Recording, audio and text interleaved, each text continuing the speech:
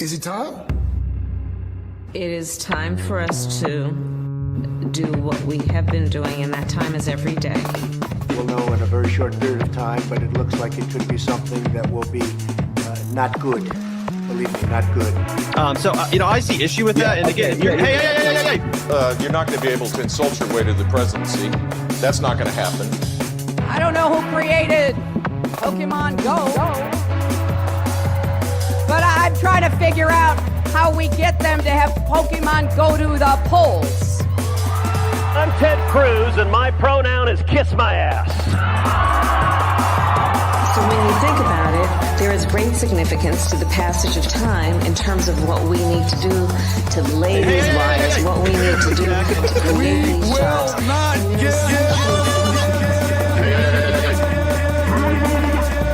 America is a nation that can be defined in a single word. I was going to put Not good. Believe me, not good.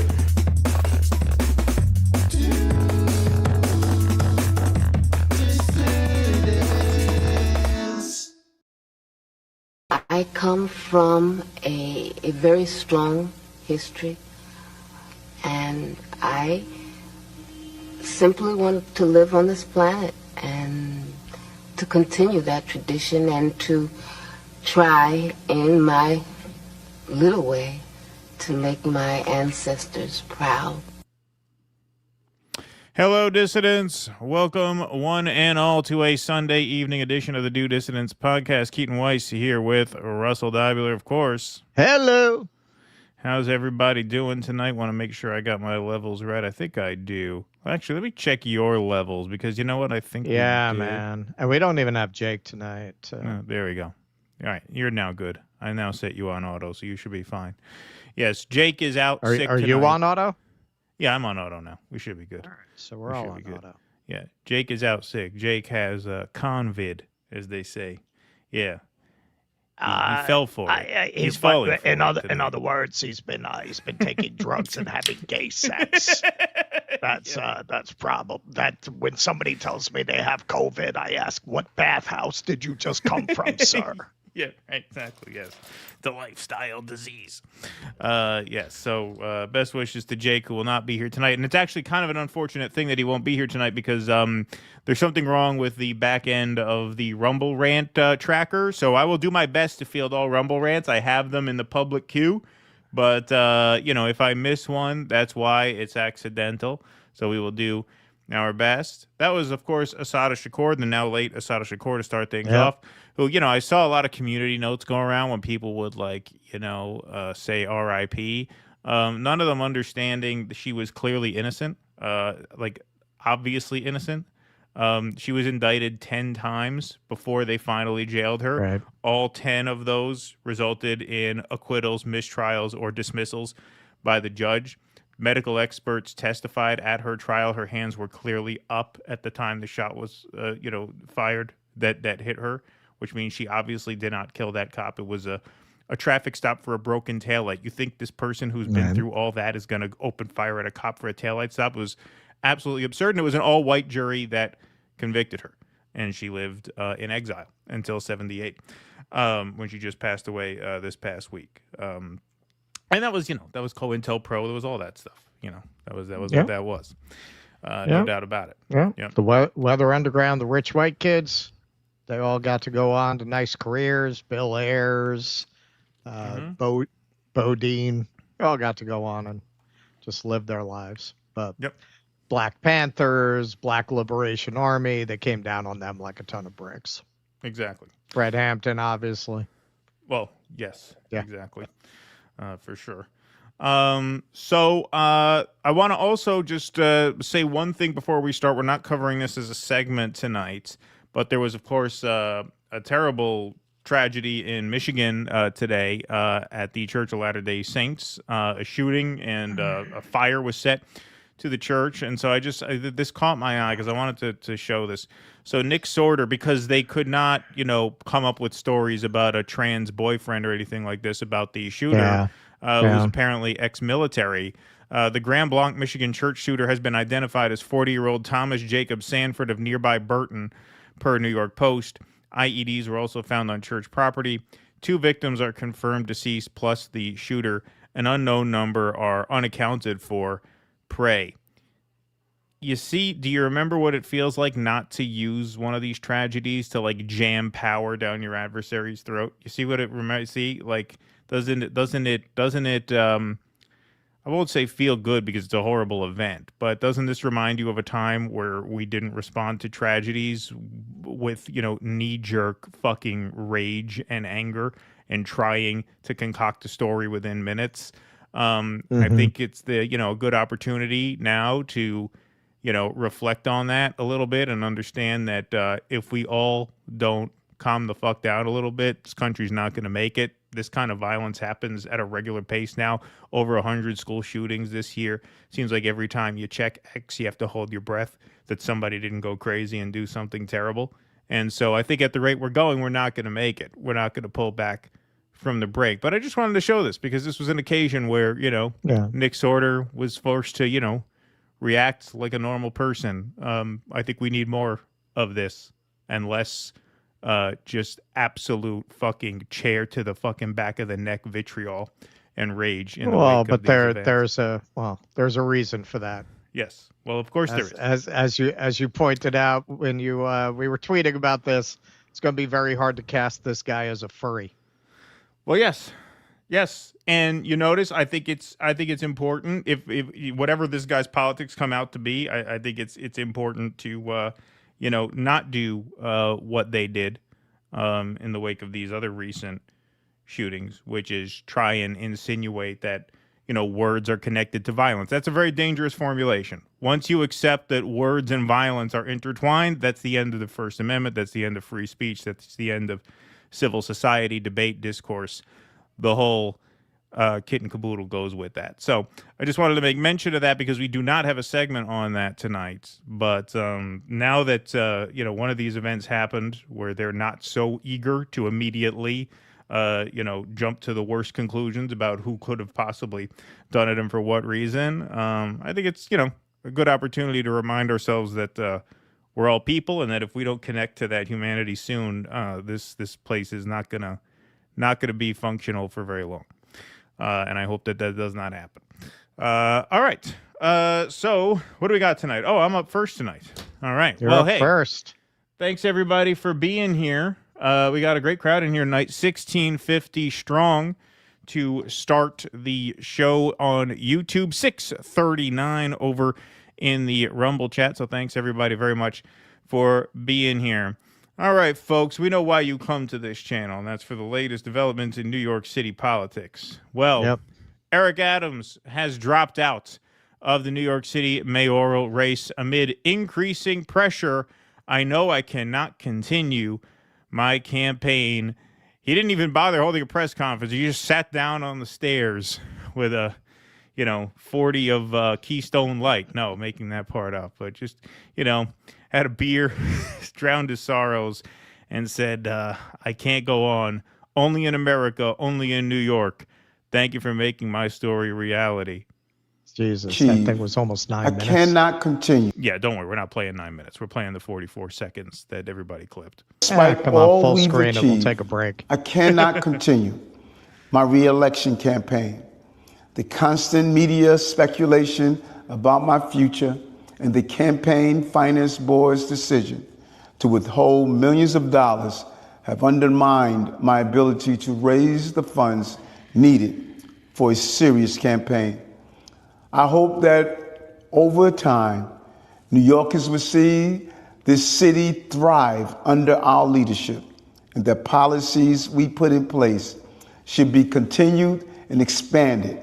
I hope you will see that despite the headlines and innuendo, I always put you before me. Yeah, always put you before me, right.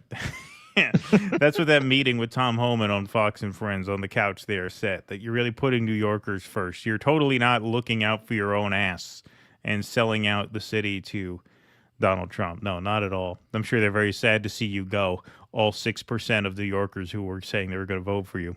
Well, people who were on the camera crew said that afterwards he mumbled under his breath, Luxembourg, here I come, right? Yeah, right, exactly. Brianna Joy Gray tweets out, like I said, they'll do anything to stop Zoran, and anyone acting like this election is a done deal doesn't understand that the Democratic Party's number one goal is stopping progressives, not fighting fascism, but stopping progressives, and they'll stop at nothing. Well, that's true, but they have a lot longer ways to go because this really did not move the odds all that much. Breaking with Adams dropping out, Zoran Mamdani now has an 83% chance to win the New York City mayoral election. So it really did not move the odds very much. You could see the odds needles on the right-hand side. I mean, there's really slight no uptick. time for that to Yeah. be observed. No, but yeah. Well, I'm just talking about I mean, the betting odds. yeah, like Cuomo is such an odious pig. Yeah. That it's I don't think it'll move enough. I think it'll move more than that, though. Yeah, but this is just like the instant reaction in the markets. Like this isn't really shaking people's confidence in Mamdani, right? When you would think a more cataclysmic move would. And this is obviously why. Because if you look at the polling, not only is Adams polling south of Cuomo, he's polling south of Sliwa. So it's really going to take one more drop. Sliwa will pick up a fair amount of that vote. Because when you think about who would have stuck with Eric Adams, oh yeah, these are probably people who will never forgive Cuomo for COVID. Yeah, I mean, Eric Adams and Curtis Sliwa were the two furthest right in the race, no doubt about that. And so I think it stands to reason that Sliwa would absorb some of those votes. Cuomo will absorb some of those votes. But how many votes are you talking about? You're talking about not many votes at all. He's polling in single digits beneath Sliwa. So in order for this to really make a difference, Sliwa would have to join him and drop out as well, at which point you have a head-to-head. Now, Mamdani is polling in the mid-40s, which is strong in a four-way race, but it's not north of 50. So theoretically, in a head-to-head, Cuomo would have a chance. Not a good one, I don't think, but a chance. But Curtis Sliwa is adamant that he is not dropping out of the race. So here he is describing being offered money to drop out of the race, but insisting that that will not be successful in getting him out. You've been asked about this, about is there a scenario where Curtis gets out? Will you make a declarative statement that there is no scenario in which you leave this race before November 4th? When I was a little kid, there was a term, cross my heart and hope to die. I am not leaving this race. And billionaires out there, you keep offering me millions. I'm going to start taping these conversations, and I'll let you have access to them so you can see how much money I'm being offered. First of all, it's unethical, it's illegal, it's a bribe. If you don't stop, you'll have the first copies of it. Because remember, I can copy a conversation in this state. Stop the bribery. I'm not dropping out. What he means by that is New York has one-party consent. Right, exactly. So you are allowed to record a conversation without the other person knowing. Plus, I'm a radio host. You know how much money I'm going to make shit talking this guy if he becomes the mayor? I'll be able to get on the air every day and scream about the Islamo-Nazi guy taking over, trying to sell us apples from a government-run store. Every time they run out of apples, I'm going to make a big essay. This is why communism doesn't work. They got no apples in the shelves, see? You go to Gristides, they got apples coming out the ass. You go to this guy's commie store, no apples. That's why it doesn't work. See, I think that's another thing, too. It's like a conflict of interest, man. This guy is like Mamdani. I'm going to get my friend Michael Savage over here. We're going to do a basil special. We're going to do a basil special about the commie is stealing all the basil from the shelves. Yeah, it's like a conflict of interest. Like, this guy's going to make a lot of money shit-talking Mamdani. Mamdani's great for business if you're a radio shock jock like Curtis Sliwa is. So I think Mamdani, will suit him just fine. So, yeah, like, that's the bottom line. Like, if he's not going to drop out, this remains a three-way race. I don't see how the dynamic of the race changes. Adams just didn't have the kind of numbers that would influence a three-way race in that way. So looks like unless Sliwa is compelled to drop out, which he just said, cross my heart and hope to die, I'm not doing it. I don't it looks think like he Mamdani will, still man. got it. I don't think he will. I mean, Sliwa has been around forever. I can barely remember a time I did not know Curtis Sliwa because in his youth he was known for the guardian angels. This was the Death Wish era, where that kind of vigilantism was very romanticized. Not that they broke the law. They would go in their uniforms on subways and call the police and report things. But it kind of had that timbre to it. So they were really lionized in New York when I was a child. Yeah, he's a character. That guy's a character. He's not going to respond to normal incentives. Like Sliwa, whatever you think about him, he's a man of principle. He's not going to drop out. I would be shocked if Sliwa dropped out. Like they would have to Epstein him, and I don't think they have that kind of material on that guy. Yeah, and I think part of that is because, obviously the powers that be in New York can't stand Mamdani. But also Republicans can't stand Cuomo. Like, Cuomo is too villainous. Like, if they had a guy in the race who was not Cuomo, then you may be able to negotiate that with him, but not Cuomo. Cuomo is a third rail just as much as Mamdani is, really, among the Republican base for different reasons. He was a terrible idea. But that's not going to work. If these Bill Ackman billionaires, and there's some reporting on this, you have a source on it that they basically talked Cuomo into it. He didn't really want to do it. That was a tremendous strategic blunder. They could have gotten generic Democrat like Dan Goldman or somebody. Yeah. And there's a damn good chance Mamdani never would have broken into the lead. Yeah. They picked such an odious pig that even the people who might just vote for the establishment Democrat that all of the establishment voices tell them to vote for, not Cuomo. It doesn't work with Cuomo. Yeah, no, he's a non-starter. He is a non-starter for too many people, and Adams just didn't have enough support to move things. And so I think ultimately the race still kind of remains the same. Well, and it just shows you how much this is a point you've made. There's a point Tucker made talking about Bill Ackman. You're meant to believe these people have these riches because they have such incredible minds. They're really mediocre people. Like, why would you think that Cuomo's a good idea? You have billions of dollars to spend. You could get pretty much anybody. Why would you go for this deeply tarnished candidate who's a non-starter for almost every Republican in the city?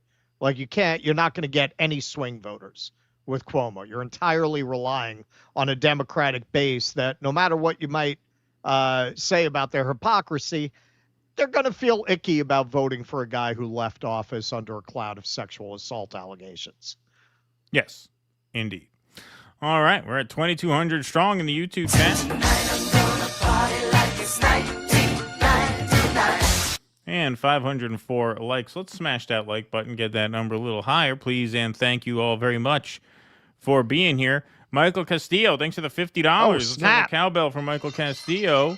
Getting the party started early today. Yes, very early. He put this in at 12:15 today. So he was very early. Good evening, gentlemen. I live in Arizona, and we rank 20th in terms of federal funds to Israel. As of October 2023, Arizona held $15 million in Israeli bonds. Raytheon also helped make the interceptor missiles used for Israel's Iron Dome. Free Palestine. Thank you, Michael.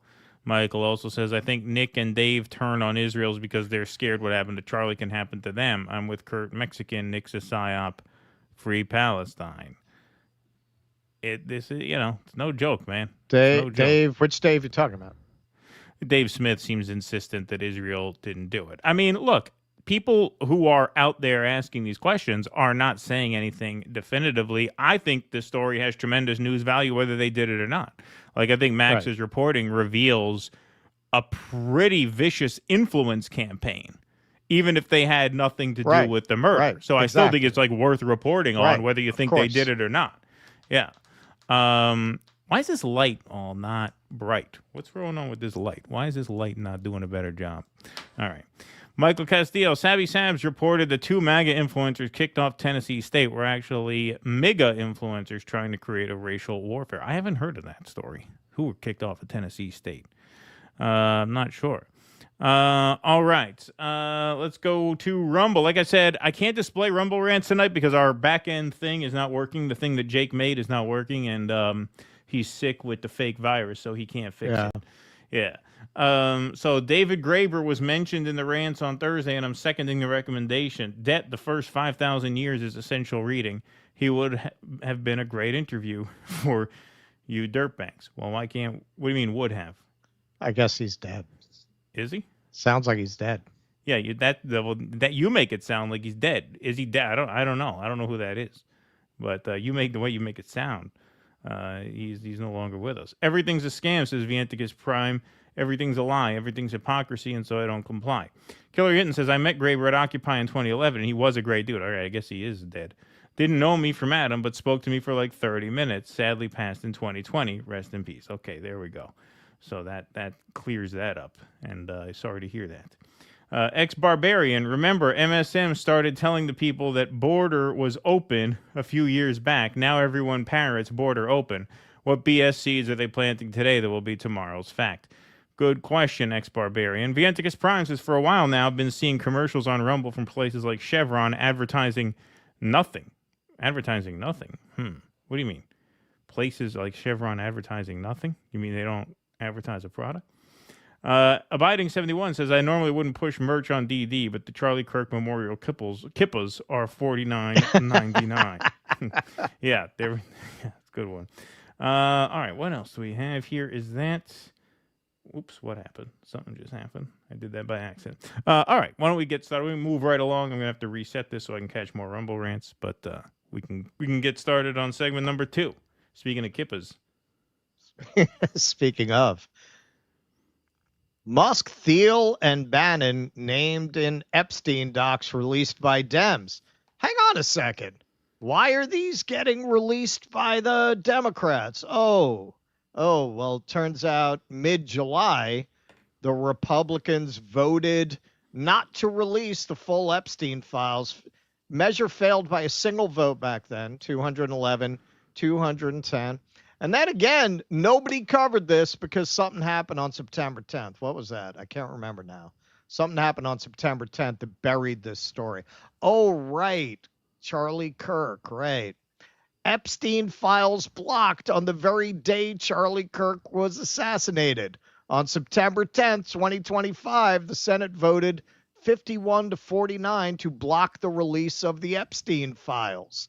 Yeah, nobody covered it because we were all overwhelmed. Some people see intentionality in that. Not us. We don't speculate that way. No, just the facts. Just the facts, man. So here's Tara Palmieri reporting on how Senator Lisa Murkowski cast the deciding vote there and why she might have been incentivized to do that.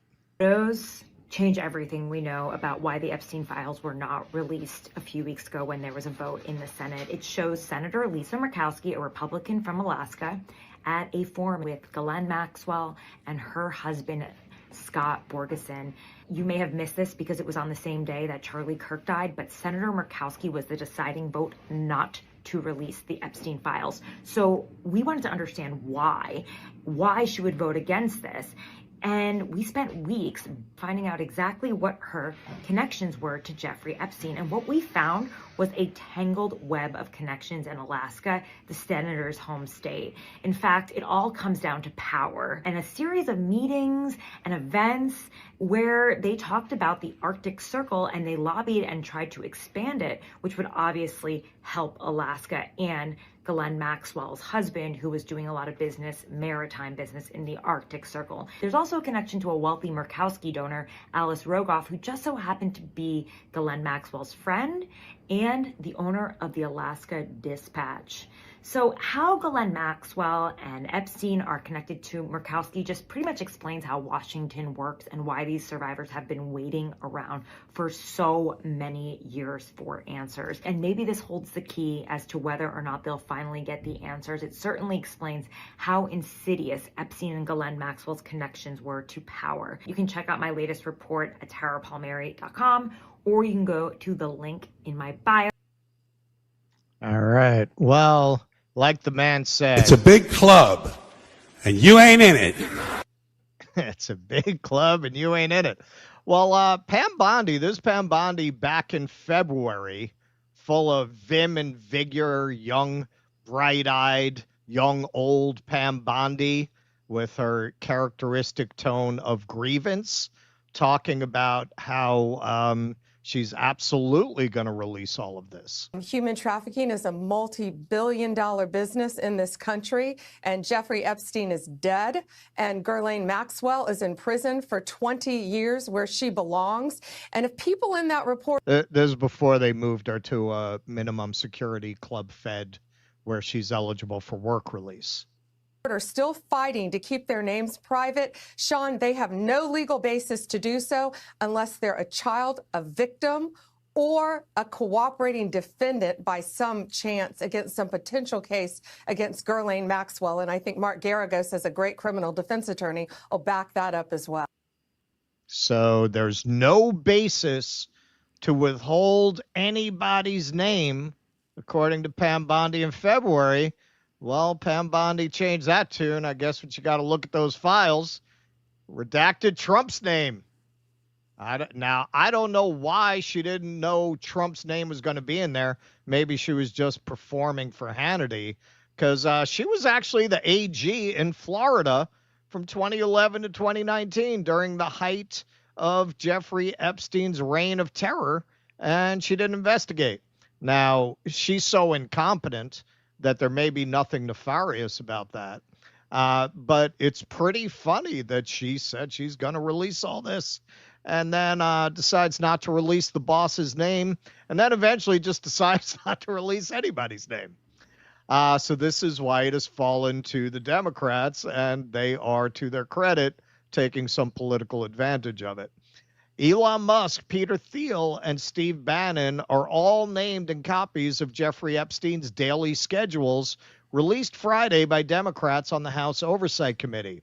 The schedules make reference to Musk possibly flying to an island in 2014, and Thiel and Bannon apparently dining with Epstein as recently as 2017 and 2019, respectively. Quote, "It should be clear to every American that Jeffrey Epstein was friends with some of the most powerful and wealthiest men in the world," Oversight Committee Democrat spokesperson Sarah Guerrero said in a statement. "Every new document produced provides new information as we work to bring justice for the survivors and victims.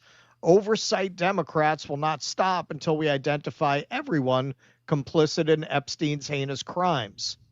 Unquote. The documents do not link any of the men to criminal activity or misconduct. That line is what we call in the news business ass covering. Yes. So here's the tweet from Oversight Dems, and they included the documents. So let's take a look at these. So he had lunch with Peter Thiel here in November 2017. Well, that's no surprise. Jeffrey Epstein invested with Peter Thiel, and his estate is still reaping millions. Mr. Epstein, the late financier and sex offender, started by putting $40 million into Valar Ventures, a firm backed by Mr. Thiel. Today, that investment is worth about $170 million. And here you see Palantir stands with Israel. They help out with their targeting systems using AI. Who else we got in here? Oh, Sloppy Steve. Sloppy Steve, man of the people. Steve Bannon, who was helping Jeffrey Epstein after he was convicted with rehabilitating his public image. Jeffrey Epstein gave a series of interviews on film in 2019 in which his interviewer said the financier and convicted sex trafficker was, quote, engaging, not threatening, not at all creepy, a sympathetic figure. The interviewer was the former Trump strategist, Steve Bannon.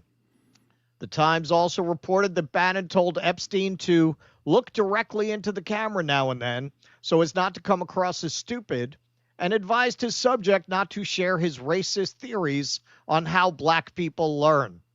I really hope Michael Wolff reports on what those theories might have been. Mainly, Mr. Bannon tells Mr. Epstein he should stick to his message, which is that he is not a fan of the playground. By the end, Mr. Bannon seems impressed. See, these are the people you're supposed to embrace as speaking for the common man, right? Right? Sloppy Steve is your champion there. So he was asked, I think this was back in July, about releasing that footage. Steve, big fan of your show. Just want to ask, in 2019, you did an interview with Jeffrey Epstein for a documentary you're making called Monsters. That interview never came out. Would you be willing to release that footage, and why hasn't the footage been released already? We're going to release the film, the 5-part series next year, early next year. You're going to see it. And by the way, the entire thing is how the elites in the intelligence services are inextricably linked with, it's what Tucker said last night. You're going to have to name names, and you're going to have to understand how the elites in the world, but also the intelligence services are inextricably linked in Epstein's story. That's the key. Awesome.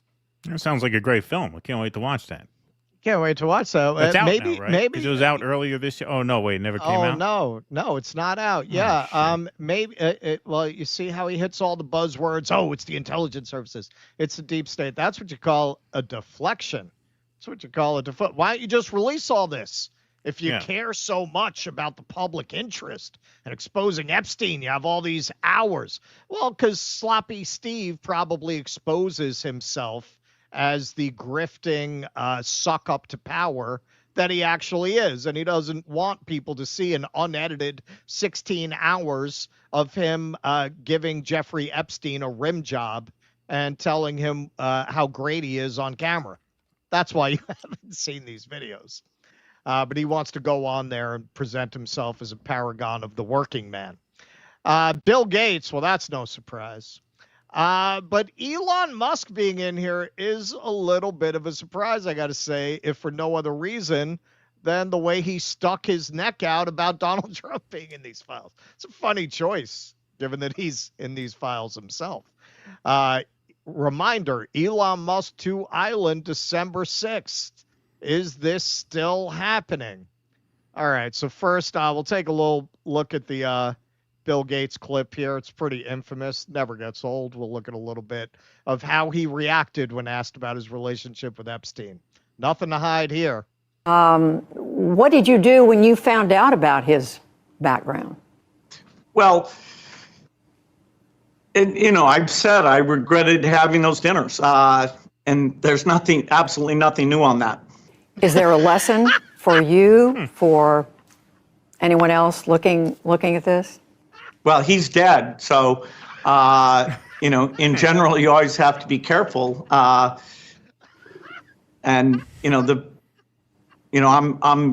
very proud of what we've done in philanthropy. Very proud of the work of the foundation. That's what I get up every day and focus on.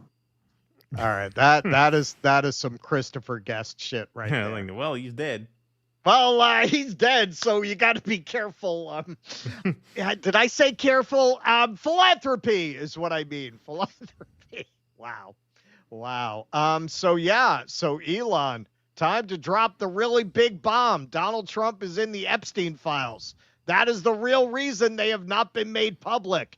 Have a nice day, DJT. This was on June 1st when they were going through their big All My Children breakup.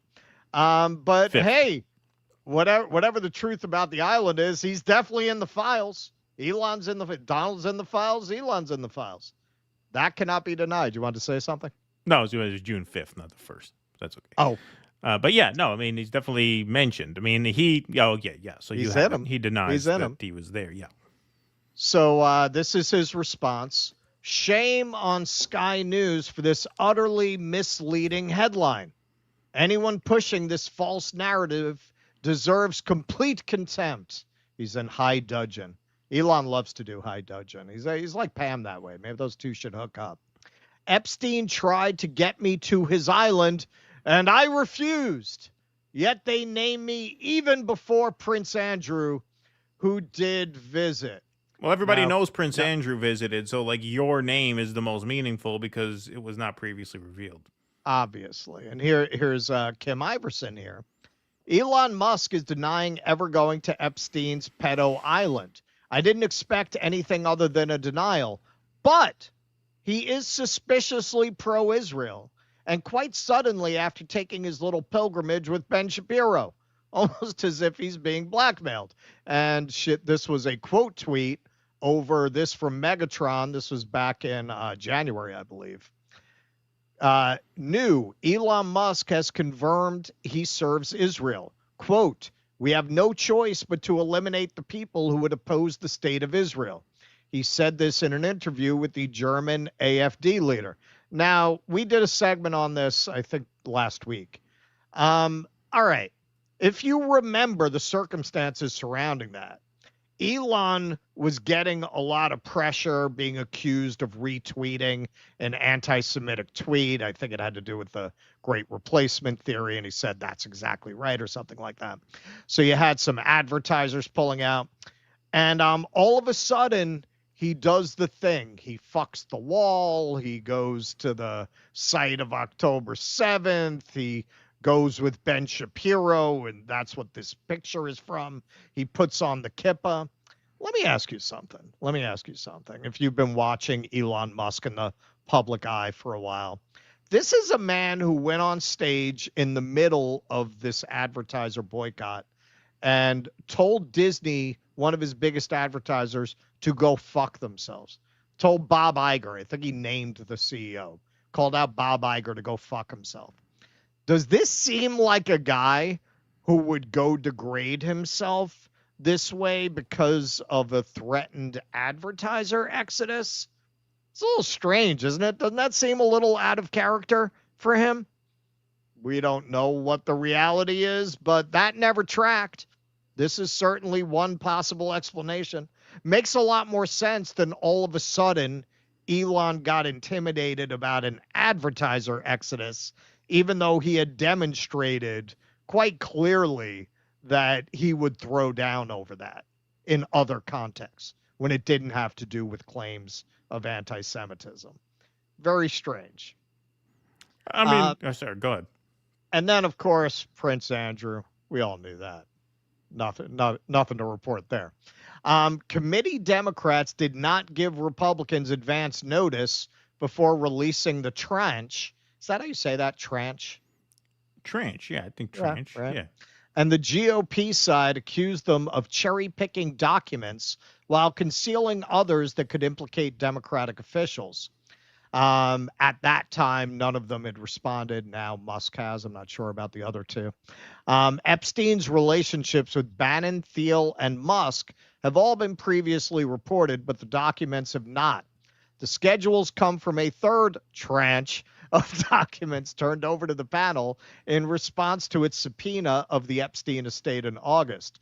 The batch contains 8,544 documents, said Oversight Committee Democrat spokesperson Emily Kasner-Marks. The documents purport to show Epstein's phone logs from 2002 to 2005, flight logs from his aircraft between 1990 and 2019, daily schedules from 2010 to 2019, and financial ledgers. And this is from the Republicans. Quote, it's unfortunate that Democrats continue to meaninglessly cherry-pick documents and politicize this investigation, a spokesperson for the Oversight Committee's Republicans told Axios. They are intentionally withholding documents that contain names of Democrat officials, and the information they released today is old news. We are focused on delivering transparency and accountability for the survivors, and will release documents in full. A GOP oversight aide told Axios the committee plans to release unredacted calendars, call logs, and cash ledgers from the Epstein estate once victims' names are redacted. Now, these are the same people.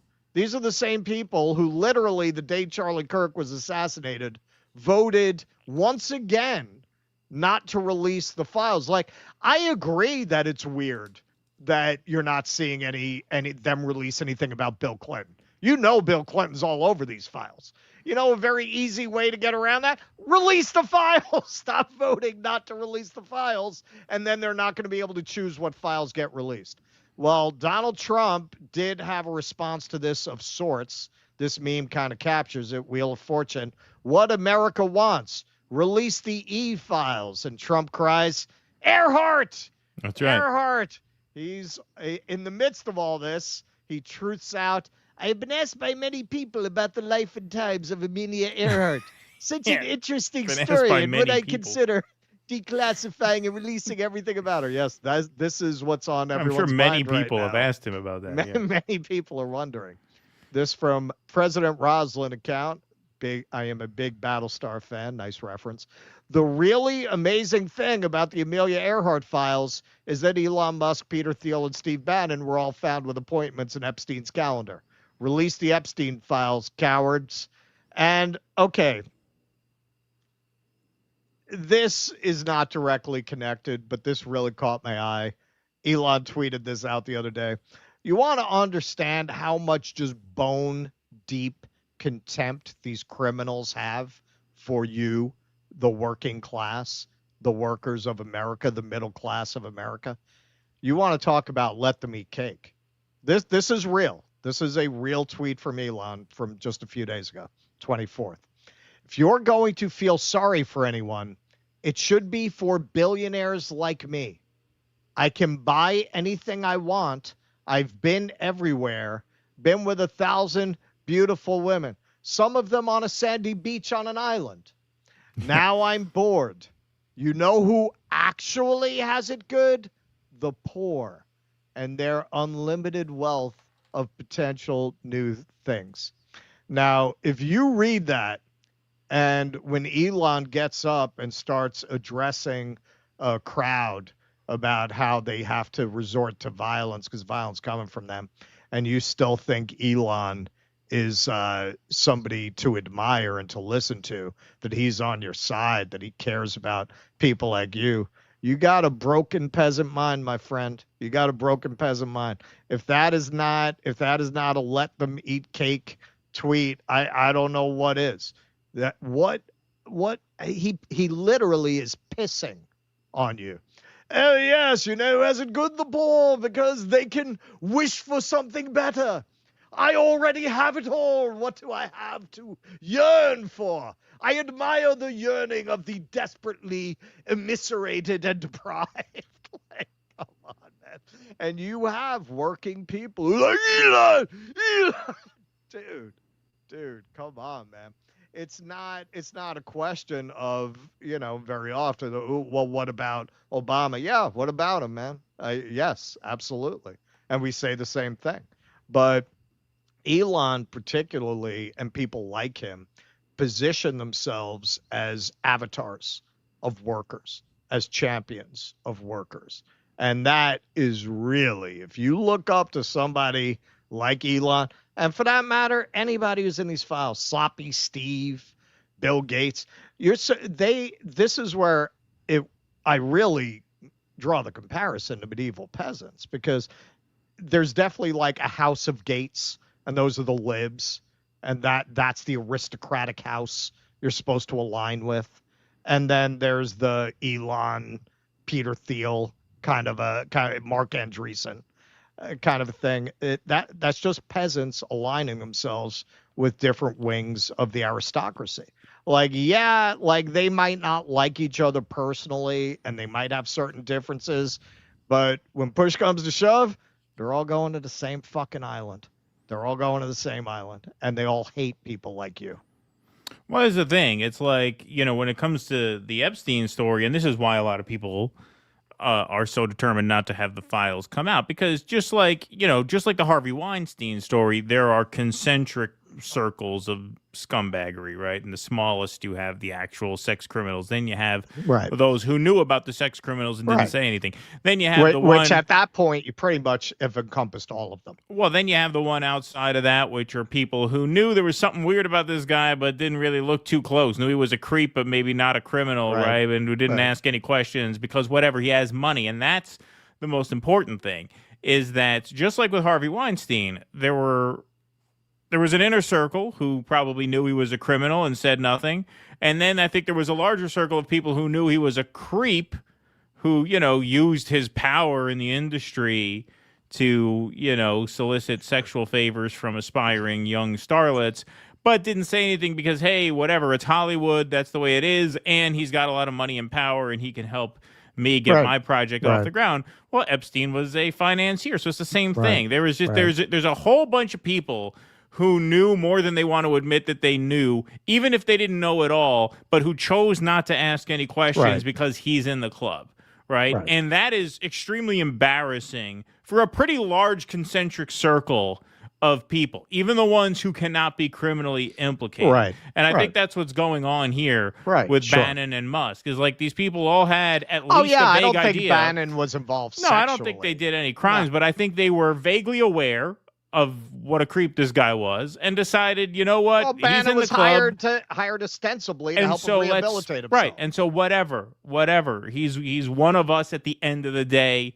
What are we going to do? Make a big deal out of it? You know, I think that's the calculation for a lot of these people. And I think it's the same exact calculation with the Weinstein thing. This is why rich people get away with shit that nobody else does, because people are incentivized to rub elbows with them. And I think that's what's going on here. Yeah. And of course, it's embarrassing for all these people to have it come out that they were willing to make that bargain in their head, whether they're like criminals or not. Well, and they use their money and they use the influence it buys them in social media and in corporate media to direct people's rage at each other.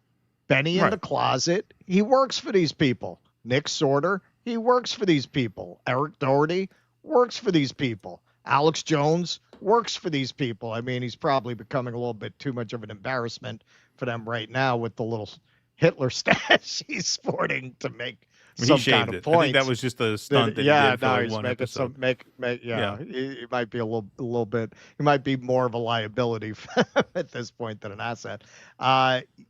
These people work for these oligarchs, just like when you watch MSNBC, they're working for a different set of oligarchs. They're working for the Bill Gates wing, all of those people. What they have in common is they all hate you. They all hate you. None of these people are your friends. None of these people are your allies. They use their money to hire people who can pass themselves off as your allies to push their agenda. All right. Professor Brown Note says, thanks, Russ, for chonking off with Wolf on Thursday and almost Medea Benjamin while chased by drunk. By the way, still chuckling at loosened up Hedges at after party. Jill Stein already drunk, mansplaining Sheldon Wolin.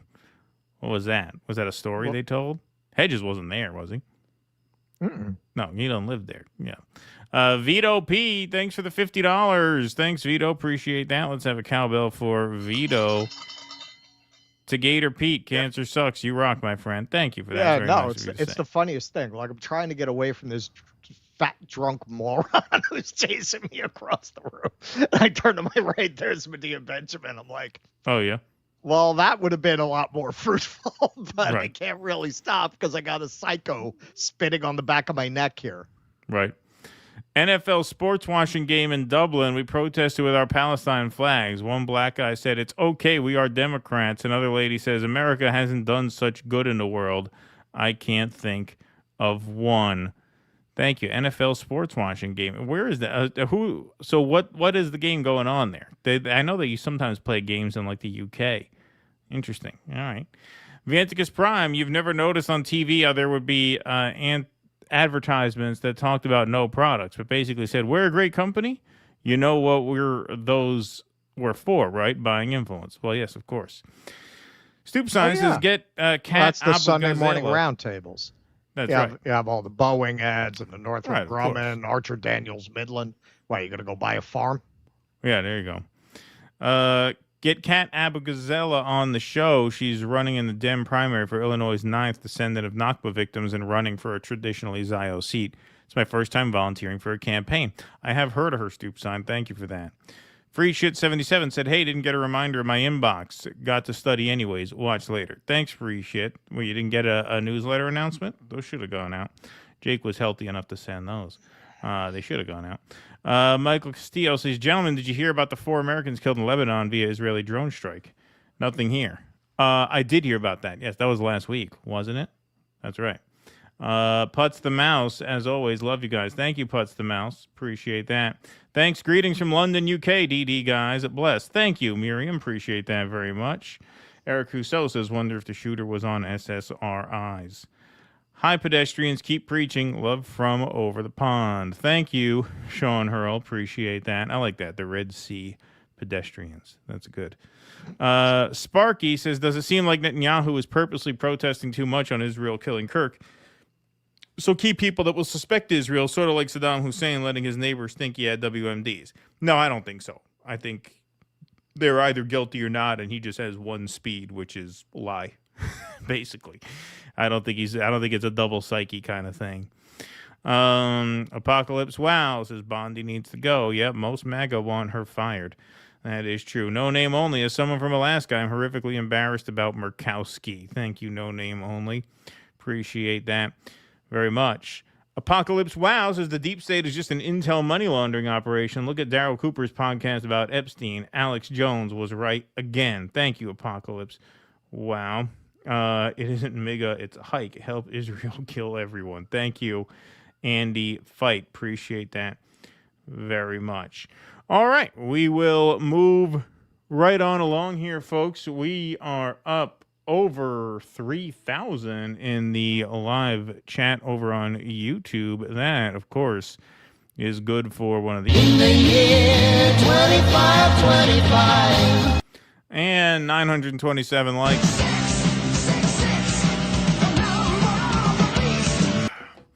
All right, smash that like button, everybody. We will move right on along here.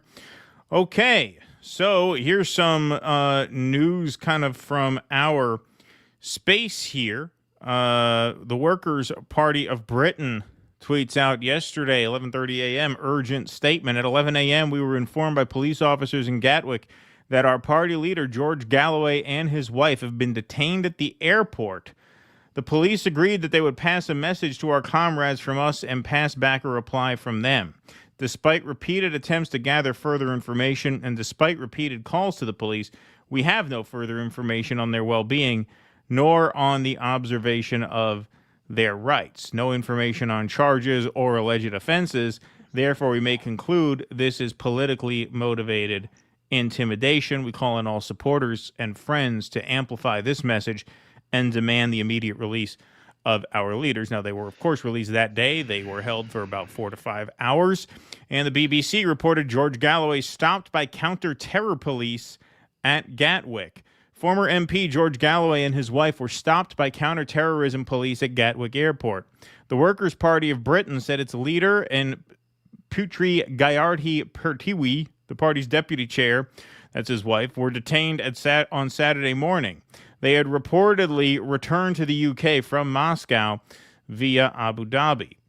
The Metropolitan Police said a man in his 70s and a woman in her 40s were stopped by counterterrorism officers under the Counterterrorism and Border Security Act, but neither were arrested and they were allowed on their way.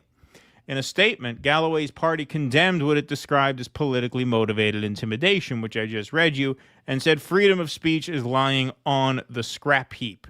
Police said the stops were made under Schedule 3 to the Counterterrorism and Border Security Act 2019.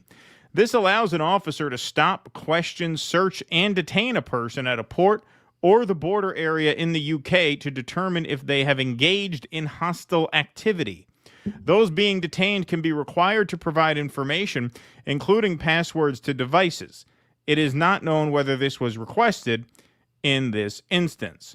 The Workers' Party of Britain said it was informed Galloway and his wife had been detained at Gatwick by police on Saturday morning. In a later statement on X, it said Galloway, 71, and his 40-year-old wife had been released without charge. So the Workers' Party put out a statement on the release. Our party condemns the attempt to intimidate those who seek amity rather than enmity with the rest of the world. Our leader, George Galloway, and Deputy Chair Gayatri Galloway have now been released without charge. There was never any chance of an offense. We were obstructed from providing legal support, and the conduct of the affair had been designed to intimidate political opponents of the drive towards war with Russia and China.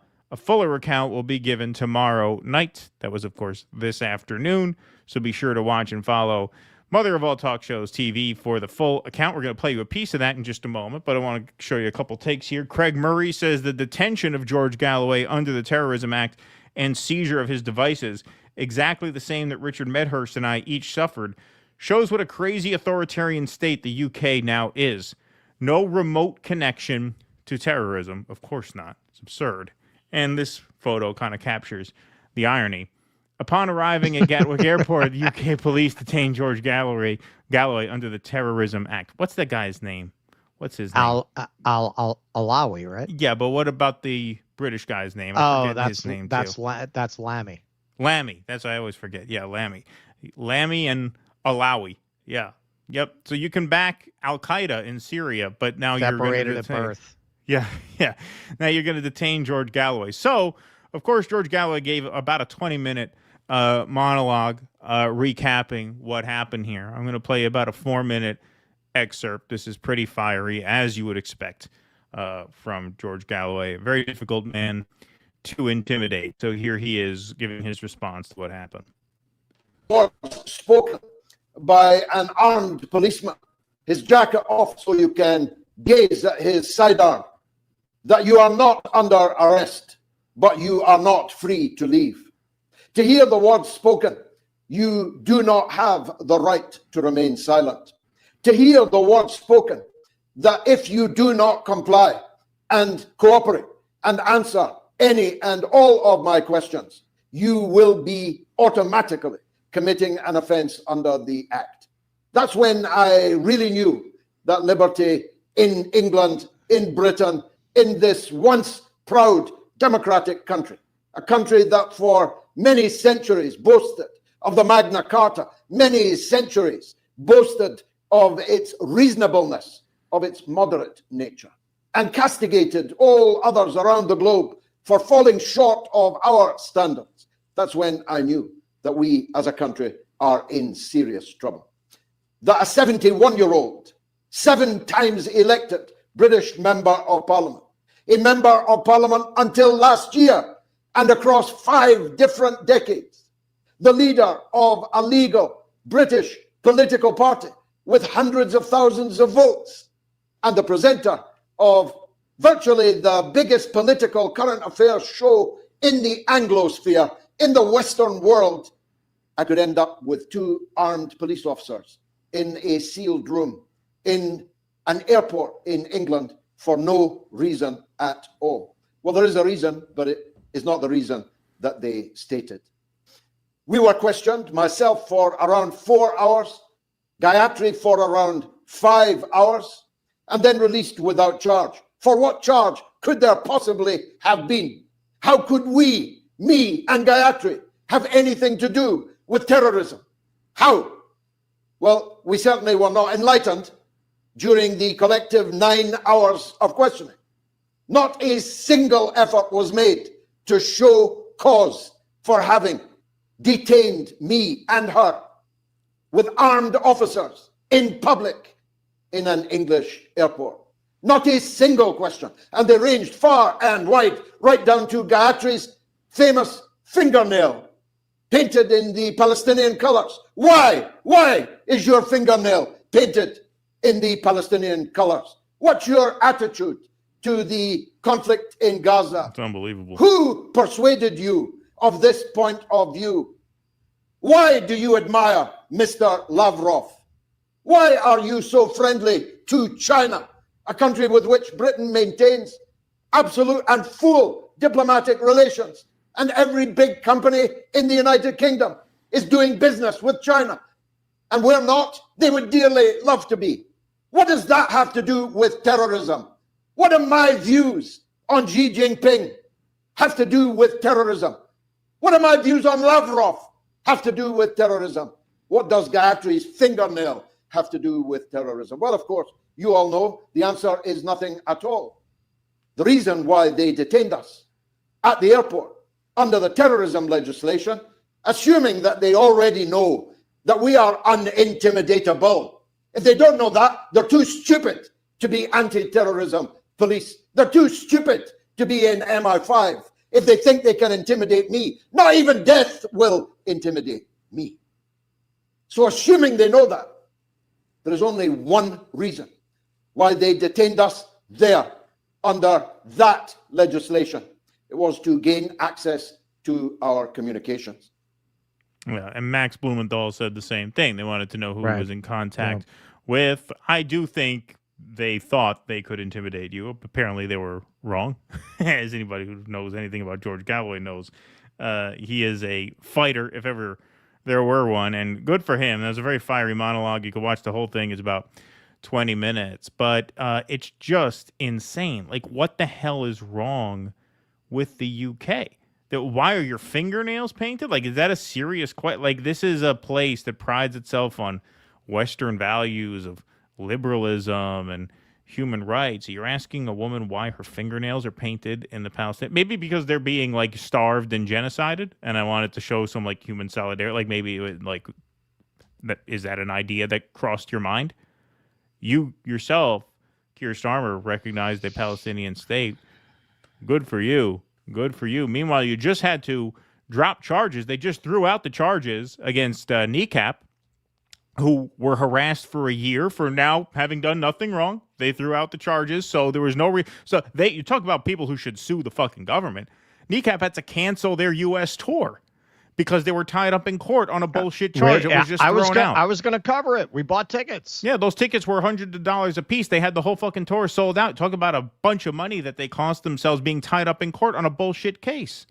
On a bullshit case. And I'm not saying, we couldn't say it was a bullshit case for a while on YouTube, but now I guess we can because courts ruled that it was a bullshit case. They threw it out. We wouldn't cover it here because you don't know. Yeah, nobody did. You don't know. They could say supporting terrorism. Right, that's a prescribed organization, and they support a prescribed. It's like just absolute fucking nonsense. This is the nonsense that the UK engages in. Like, it's embarrassing. It's embarrassing. And don't get me wrong. Like, we do the same thing. Like, Max Blumenthal got detained on the way in here. I'm not saying they are unique. Piker. Yeah, I'm not saying like this is unique to them.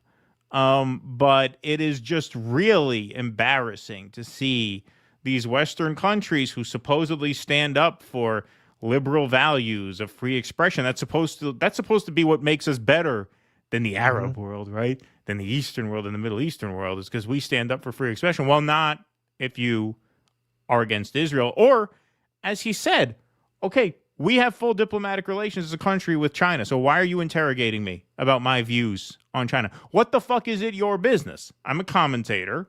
I'm an elected politician representing a legitimate party with hundreds of thousands of votes. I have a right to my opinion. Do I not? Like, who the fuck are you to do this? It's crazy. It's just insane to see the West expose itself like this time after time, but they don't stop. Even as they start conceding that they're losing the argument, the big picture argument, which is a lot of what this recognition of a Palestinian state was in their small way, right? An admission that they're losing the argument or that they're pivoting because they had been losing the argument. But then they do shit like this, and you're like, you know what? Power is still power. And they're still willing to, exert every ounce of it that they can to intimidate people who they don't like. And that seems to be the case here, and it seems to be the case there. I think what we're seeing right now throughout the Western world is the maxim, fascism is capitalism under pressure. Right. This is what you're seeing. One of my favorite memes was Superman looking off camera saying, "Who are you?" And off camera is Homelander saying, "I'm you under pressure." Exactly. Like, this is happening throughout the West as the West's moral authority is crumbling. And it was always this way. It's just becoming more overt now. The limit of your freedom of speech was always the ability to affect meaningful change that actually upsets the economic and social order. Your freedom of speech always hit that line and could go no further. That's what we saw in what we were talking about top of show. Asada Shakur, Fred Hampton, the Black Panthers. That's what we saw. Once your speech is really a threat to power, they don't mind you talking, do-goody civics bullshit. But once you're really threatening who holds power and the underlying structure of that power, you never had freedom of speech above that line. We had a period after they crushed that rebellion, that uprising, that awakening, however you want to see it, with the Reagan Revolution, where, they didn't mind if you were like kind of a bohemian and a rebel, right? They absorbed that back into the system. Sure. I saw mention this book that is long out of print, and of course he did. Chris Hedges, I've mentioned this book before, The Making of a Counterculture. Theodore Rosnick, I believe the name of the author was. He was a longtime columnist at the San Francisco Chronicle. Last I looked, remarkably, he was still alive. I'm not sure if he still is. But he wrote this really prophetic book saying that the problem with the new left and the counterculture was they were underestimating the ability of capitalism to absorb it and sell it back to itself. And that's exactly what happened. By the time you get into the 80s, they've taken the whole hippie thing, and that's how it was presented. Like it's just drugs and kind of harmless and kind of silly and kind of stupid and kind of misguided. Meanwhile, you go back and you read contemporaneous writing from that period, and there's very serious thinking going on about how to undo capitalism, how to undo the money system, like very not just stupid kids, like very serious thinking about that. By the time you get into the 80s, they filtered that out, and they're presenting that period in hindsight as having just been a bunch of misguided kids on drugs, and that's still the way that it is portrayed. They spend very little time on the intellectual and theoretical ferment of that period because they crushed it. They crushed it and they drained it out of the narrative. We're facing a similar moment now where the West's moral legitimacy is in question and being entirely rejected by its youth, entirely rejected by the next generation. And we have seen what they do under that pressure, man. They will go out, they will use every means at their disposal, intelligence services, control over the media to crush those movements. You don't have any more of a crackdown now than you did in the 60s and 70s. We just haven't seen this for a very long time because they haven't been scared like this for a very long time. Well, yeah, you had a very, very narrow sort of Overton window for, from the Reagan Revolution, really through Occupy Wall Street, which was the beginning of yes, the sort of exactly. That's when they start getting scared again. Yeah, exactly. All right, we will move right on along here. Hey, it's Sunday, it's football season. So, hey, football fanatics, are you ready for some primetime NFL action? Tune into Westwood One for all the gridiron glory you crave. From jaw-dropping touchdowns to game-changing plays, don't miss a moment of the excitement. Catch every snap, every tackle, and every victory on Westwood One. You can listen to the NFL on the NFL app, on the Westwood One Sports app, on WestwoodOneSports.com via Westwood One station streams, or by asking Alexa to open Westwood One Sports. If it's the NFL, it's on Westwood One. Okay, all right, let's move right on along here. Maraschino Marty, thank you for that $9.99. Appreciate that. Shout out to the peeps in the chat. Also watch the program show, and that chat is pretty pretentious. The program show? Much more fun and interaction-friendly here. You'll learn more when you're willing to ask questions. Thank you. I never heard of the program show. Never heard of it. Sounds like a pretentious show. That's why they have a pretentious chat, the program show. Exactly. Right? That's what you attract when you give it that kind of a name. Yeah, exactly. All right. By the way, we're changing our name to the Love Bomb Show. Yeah, right. Exactly. I feel like it fits our vibe better. That's right. Apocalypse Wow, thanks for the $4.99. It is possible there are ongoing investigations into people implicated in the files, and their release can prejudice a jury. Yeah, that's it. I'm sure that's what it is. I'm sure that's Yes. it. Nothing to see IHLS here. for the posh accent. Thank you, IHLS. Appreciate that. Well, that's the Marquis Dudabular. That's Marquis Dudabular. That's right. Kevin Baptiste say they want to retain everything they gain from the system and tear it down at the same time. Exactly. Robin V says, "There's one small island, and y'all not in it." George Carlin, if you do about Epstein Island. Thank you, Robin. Appreciate that. Okay, let's see what we got over here on Rumble. Okay, all right, we're picking up where we left off. Oh, $1 Million Trooper says, "Gary, you may address me as $1 Million Trooper. The Trooper, Mr. Trooper, or G Money. Gary is my slave name." Yeah, I remember that because that's what you emailed me as. I forgot what your Rumble name was. But there, yeah. So $1 Million Trooper is who made this and sent it to me. And there's one for Russ too, which I'll give you. Oh, nice. Yeah, when the fuck am I going to see you, man? You still got that poster from Gigi Allen. You'll figure it out. You got all my shit, man. You got all my shit, yeah. I got shit for you too. I know. Not as much, but some. Yeah, it's fine. Like I have your stuff in my possession. You have your stuff. You have my stuff in your possession, and I have your stuff in mine. It's like Jewish gift of the Magi. Where, exactly. Where it's like O. Henry. Yeah, neither of us just want to go through the trouble of giving it to the other one, so we just end up with each other's stuff. Who wants to schlep? Yeah, right, exactly. yeah. Let's see what else we got here. Okay, Vianticus Prime says, "I like to call those people Totos, tools of the oligarchy, especially because they spend countless hours yipping about bullshit." Thank you, Vianticus Prime. Future Intact says, "Elon says he's philo-Semitic. He can't stop knocking them up. He asked one of his Jewish baby mamas to not circumcise their boy. Media used that to claim he was anti-Semitic. All very cringe-inducing." Stoop Sign says, "SSRI, school shooter reinforcement initiator."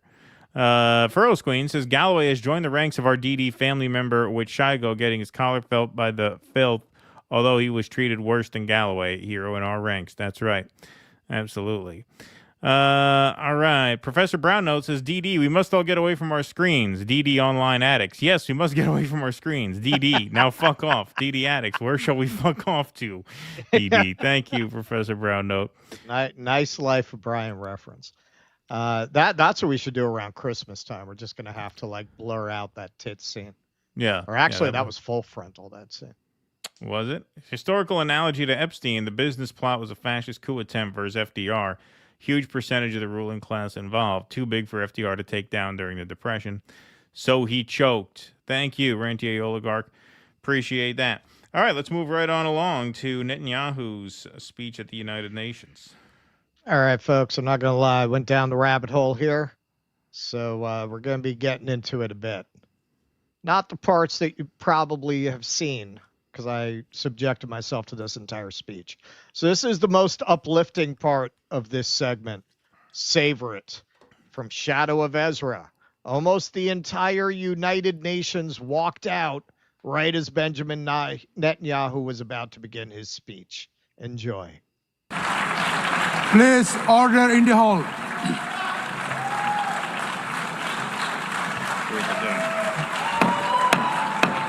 Please, order in the hall.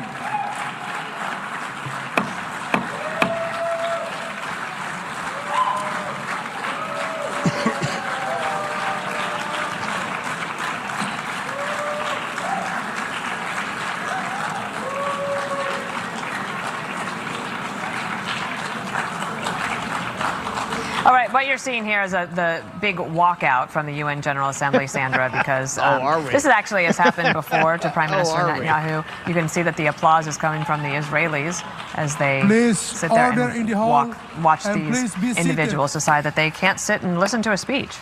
And trying to get order as Benjamin Netanyahu looks ready to deliver his speech. He is watching on. Yeah, so as you hear clapping during the speech, it's literally the Israeli delegation sitting there. And the Syria bin Laden guy, too. He stayed and watched. I'm not sure because that got community noted. Oh, it did? That picture that went around was from a different UN. Oh, all right. So that's why I didn't include it. So this is Iran's empty seat had photos of Iranian citizens killed in Israel's terrorist attack during Netanyahu's UN speech. So you can see there photos of the people Israel murdered in its unprovoked attack. Wall of Shame from Sprinter Press News. Here is the non-exhaustive list of Arab and Muslim majority countries that stayed in the room. Brunei, Djibouti, UAE, that's no surprise, Morocco, Mali, Albania, Guinea, Azerbaijan, Bangladesh, and Bahrain stuck around. Nonetheless, the room was pretty empty. Now, this is what's kind of you almost have to admire in Netanyahu. The war crime started before he even took the stage. Ahead of his speech, Netanyahu's office ordered that the Israeli military mount loudspeakers on trucks near the Gaza perimeter fence in order to broadcast his words live across the territory. So you don't have to imagine what it's like for people in the midst of a genocide to hear the person who is leading that genocide, if not exclusively responsible for it, lecturing you about how you did something wrong, because you can see it. Take Syria. For decades, the very idea of peace between Israel and Syria and destroy the Jewish state.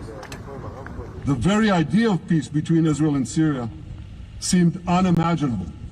Well, no more.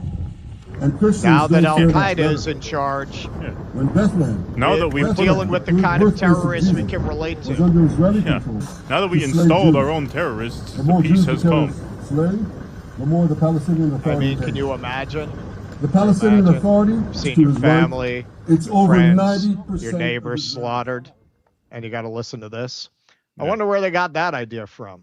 Oh, a tactic also used by the Nazis to spread propaganda and intimidate Jews. There's a picture of one of their loudspeaker trucks on top, the Nazis, eerily similar to the tactic Netanyahu deployed. So if any of you have taken any classes in public speaking, they'll probably tell you, hey, warm up the audience with a joke. So Netanyahu took that advice. Here's the joke. Intelligence. My words are now also being carried. They're streamed live to the cell phones of Gazans. So hang on. We crippled Hezbollah, taking out most of its leaders and much of its weapons arsenal. You remember those beepers, the pagers? We paged Hezbollah, and believe me, they got the message. And thousands of terrorists. That would have killed if people stayed in the room. If only you could have heard that one. Wow. These are the jokes, people. Try the fish. So, this probably didn't land for everybody, like victims of that attack, innocent victims, like this young boy. Drop Site News shared this from Iraqi TV. Let's see a little bit of that interview. My name is Hussein Mohammed Diana. I am 11 and a half years old and I am in grade 6. I was at home. I was sitting and playing with the phone. The pager rang. I got up. It was an unfamiliar ring. I went to it. I went to press OK, and it exploded. And I couldn't see anything and couldn't hear anything. This is his mother. Thank God when I saw Hussein, it was something very difficult. Most important, it was solved and all. When you saw him, how was he? He was very disfigured. There was no face. There was nothing on his face at all. Neither on his hands. His eye that he sees from now was burned. There was no hope Hussein will see again. His injury was very powerful. His nose was gone, his mouth, his teeth.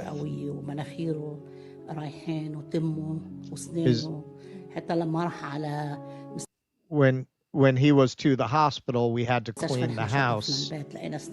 We found his teeth, the bones of his face and nose was all over the floor. Thank God we say we did not see anything but beauty. The operation I did cannot be counted. We prayed from God, leave him an eye and a hand, and God answered our call and left him an eye and a hand. This is all sacrifice to him, my son, my husband, everyone.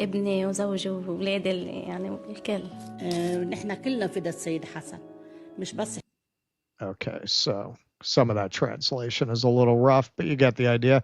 So look, even if you did feel that this was an attack on enemies, right? Why would you think this is funny? Because you know there are victims like this, right? So at best, you might say, yes, it's unfortunate that there were victims that weren't intended. Nah, man, they love this joke. They love this joke. This kid wasn't the only victim. Here's a 21-year-old girl, not a terrorist, disfigured for life. Other children. One of them was the same kid, but there's another one. You know, they've been going around making real sport of this. Like this is the funniest thing in the world. Here's our very own young Frankenstein here getting a gift from Netanyahu about this. They think it's the funniest thing. How about giving him a beeper? Oh, this is awesome. A silver-plated beeper. The real beeper is like 1/10 the weight. It's nothing. Really? Yeah, but it changes history. You know, when that story broke, yeah, and I was like, oh, I love it, and now it's like, thank you for this. Yeah, no, all right, no, thank you. Thank you. Oh yeah. That's hilarious. That's hilarious. You got kids disfigured and maimed for life. Funniest thing. Funniest thing. He gave Netanyahu, Laleh Khalili, who tweeted this, Netanyahu gifted Trump with a gaudy golden pager mounted on a slice of felled ancient olive tree. The settler colonial psyche is a cesspit. All right, so now you can say that people hate you because you're anti-Semitic, or you could do shit like this. You can't do both because you are clearly demonstrating why people might hate you without it having anything to do with anti-Semitism.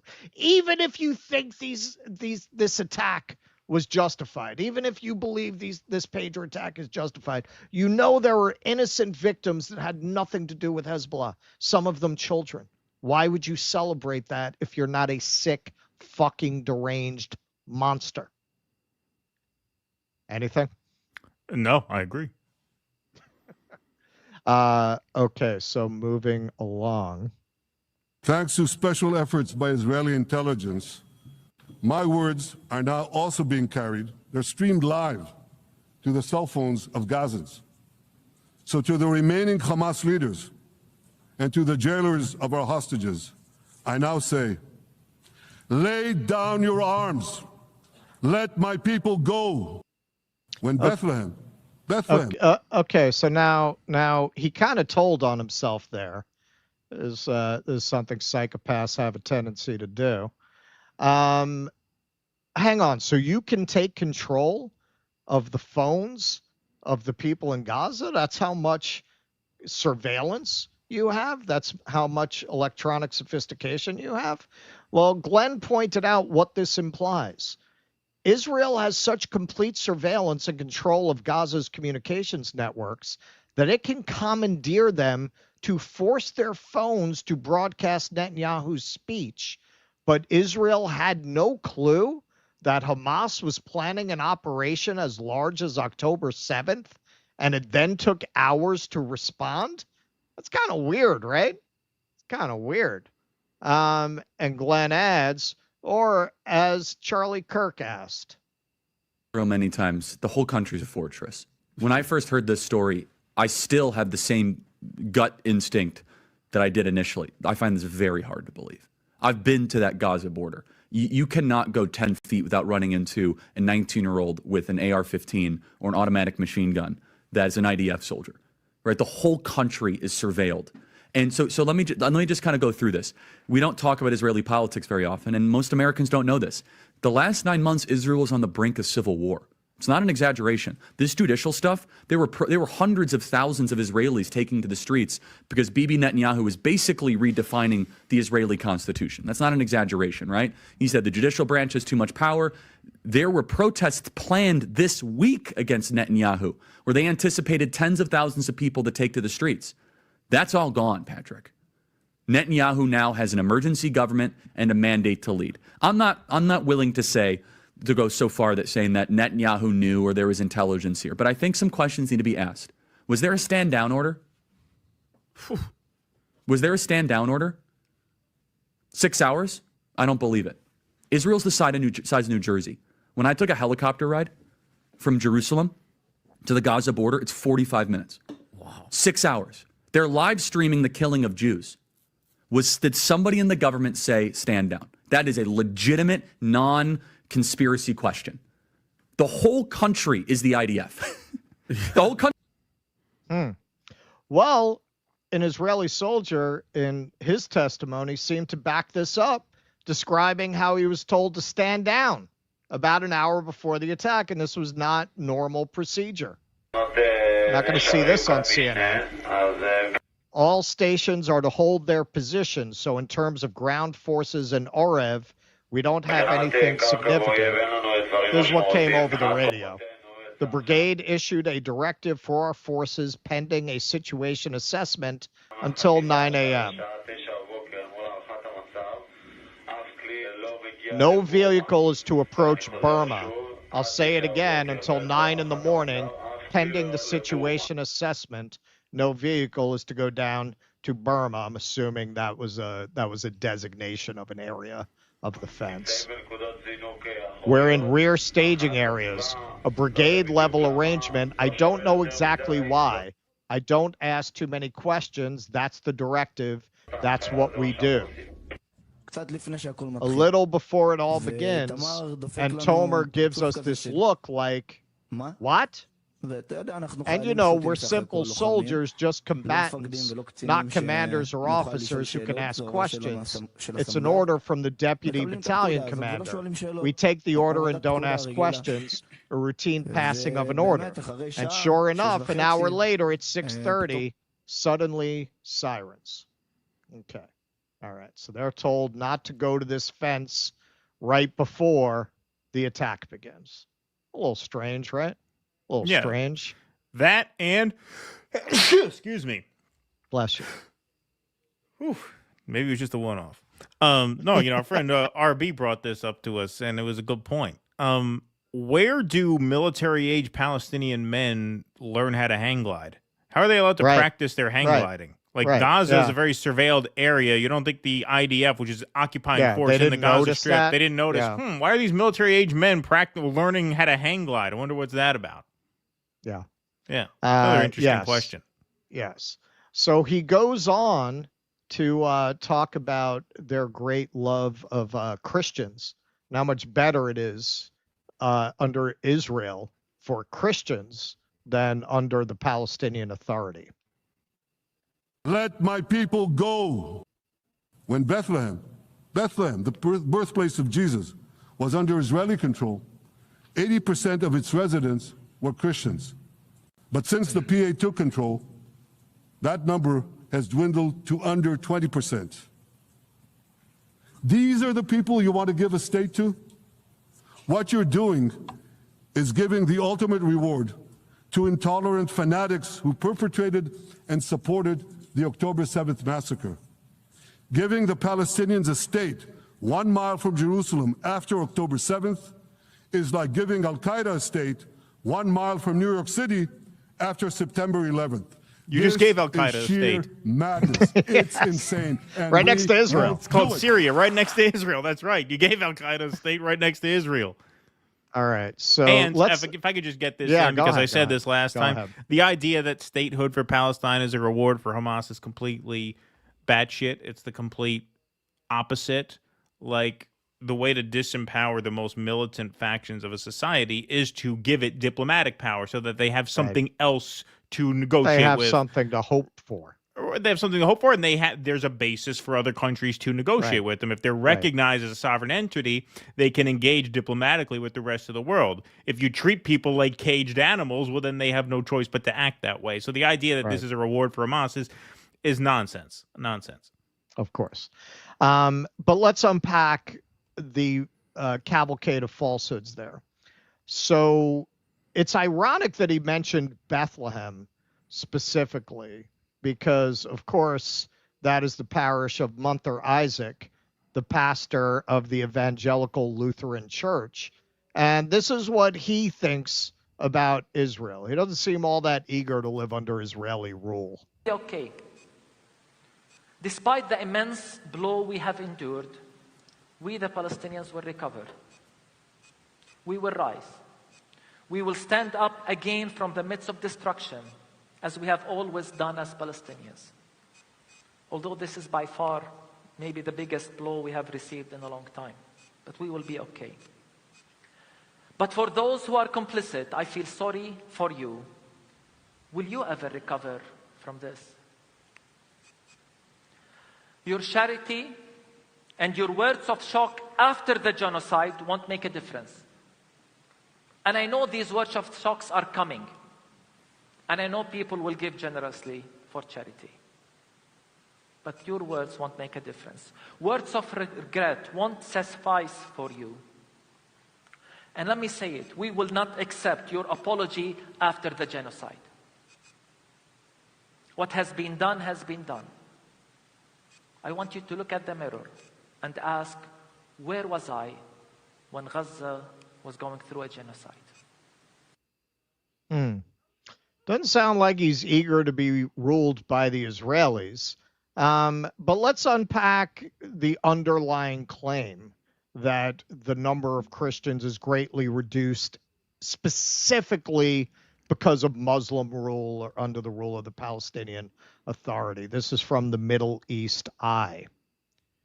Located within the Israeli-occupied West Bank, modern Bethlehem is a hard place, with 2 refugee camps within the city's limits and Israeli settlements constantly being developed round about. The separation wall runs like a scar through the town. Every pilgrim must pass through it to reach Manger Square. Oh, so are you telling me people don't want to live under those conditions? The way he presented it, you would think the Palestinian Authority is really running this area without any Israeli interference. He's not telling you these settlements and violent settlers attacking people is making life almost impossible for people there. So yes, it makes sense that people who are not deeply tied to the land, who are more likely to be Christian population pilgrims who moved in later, fucking left. People who had options to get out, they left. It's not because of anything the Muslims did to them, quite the opposite. It's because of the conditions that the Israelis created in that area. Who wants to live in an apartheid state if they have a choice, or unless they have a deep personal familial connection to that place?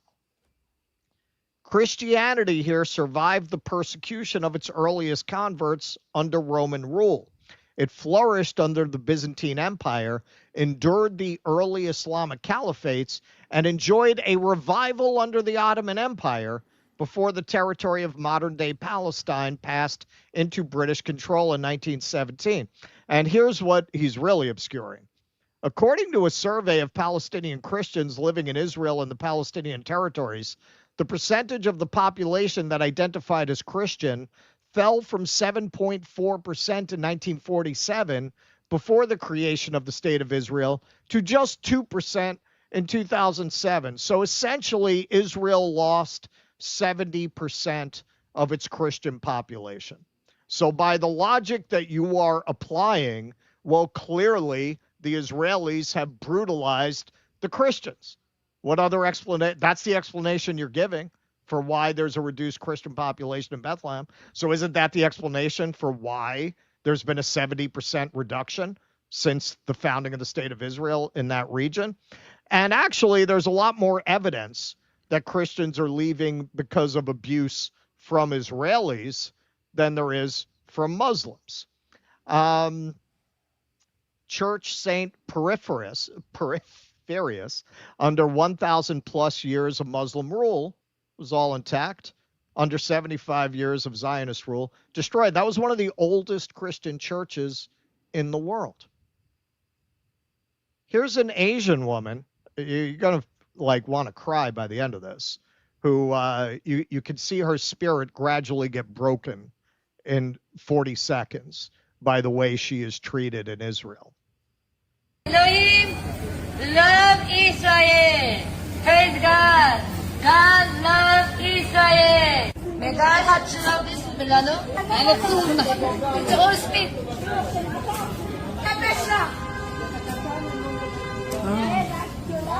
Smell. The brother name of Yeshua, right? Whoa, whoa. He slapped my face. Wow.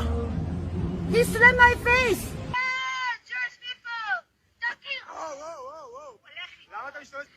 Jewish people, you're really breaking my heart. Yeah, no, it's great for Christians. Now you think that's just selective? You think that's a setup? This is from 2024. Rabbis take stand against spitting at Christians in Jerusalem's old cities. Now, why do they tell them not to do it? Spitting and insulting others will not help us and may even harm global support for the Gaza war. That's what they're concerned about. Not that it's just wrong to spit at the Christians. It's bad for our propaganda objectives for you to be spitting on these Christians. It's quite the marketing genius they got there. Yes. Okay, so you want to see a self-hating motherfucker. Listen to Officer Tatum here brag about how he only got spit on once when they went to Israel. If you actually talk to the majority of Christians, talk to them, you'll see what they say. They say Israel is the only place where we're respected and protected. And I can attest to that as a Christian who went to Israel. I spent 2 weeks there with the church, and we had an incredible time. We had only one incident where a small child spit on one of the pastors, and immediately after there was an adult that came by and said, "That's not a representation of who we are. We love you guys. You guys are always welcome here." And I have to say, no adults gave us any grief. We had no issues whatsoever in our experience there. It was actually an amazing experience. They only spit on me once. Only spit. I'm sorry, you're lost, man. You're lost. Hey, how was your trip to San Francisco? Good. I only got spit on once. It was great. We people there are fantastic. We did a segment on this. You can find it. We'll try to remember to link it in the comments. The spitting on the Christians is the thing, and their security minister, Ben Gavir, right? Wasn't it Gavir? Who went on TV and defended the practice, saying it was an old custom. Oh, yeah, I think that was him, yeah. An old custom. It shouldn't be against the law. He was arguing it shouldn't be against the law. So, yes, the Christian population in Israel as a whole has been reduced by 70%.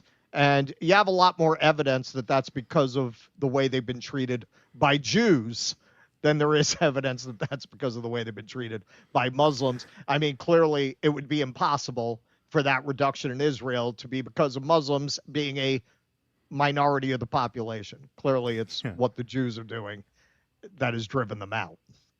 How was that trip to Nashville? Good. I only had a pile of shit caked on my face by one guy. That was it. Other than that, they were great there. They only Very put cow chips in my sandwich at one place. Right, yeah.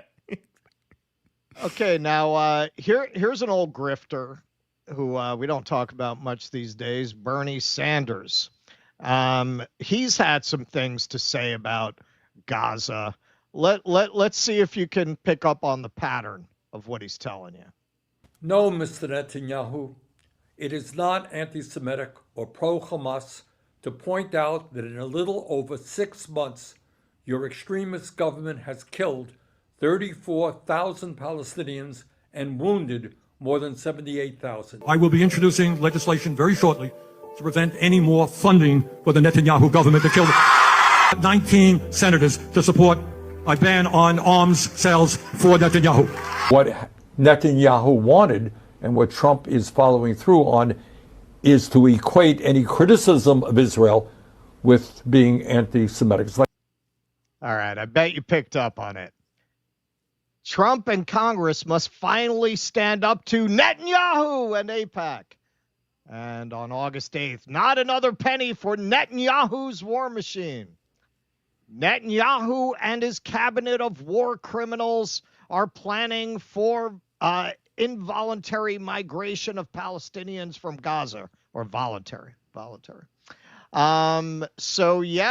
He really wants you to believe that it is Netanyahu that is to blame for this, that this is not inherent to the nature of the state of Israel to commit genocide and war crimes, that this is purely an aberration, an accident of history. A radically right-wing government has seized the otherwise noble, democratic, and egalitarian state of Israel. Bono hitting on the same theme when he finally addressed this after 2 years, calls for Israel to be released from Benjamin Netanyahu. And man, we like Matt and Trey, but let's call it for what it is, man. What did they do with their finally breaking their silence on Israel this week? They blamed it on Netanyahu. That was the big punchline. Sheila breaks into his office and blames Netanyahu, which all conveniently takes the blame off of Israeli society itself. Now, I got to say, man, in a speech full of lies, Netanyahu told one truth. Here it is. And I want you to grasp something else, which is also distorted in the media. I say this not only in my name or the name of my government, but on behalf of all the people of Israel. Last year, there was a vote in the Knesset, our parliament, whether or not to oppose the imposition of a Palestinian state. You want to guess what the results were? Out of 120 members of our parliament, 99 voted against and only 9 supported. That's over 90%. It's not a fringe group. It's not the prime minister who himself is extreme, or he's held hostage by extreme parties to his right. It's over 90% of Israelis. My opposition to a Palestinian state is not simply my policies or my government's policy. It's the policy of the state and people of the state of Israel. That is the most honest thing you're ever going to hear out of Netanyahu's mouth, and we have the numbers to prove it. Survey of Jewish Israelis. 82% support expelling Palestinians from Gaza. 56% support expelling Palestinian citizens of Israel. Of Israel. You know how they're always telling you, what do you mean apartheid state? We have Arabs, that we live in harmony. You want to see a world where Jew and Arab and Christian live together in Israel. 56% want to throw out the Palestinian citizens of Israel.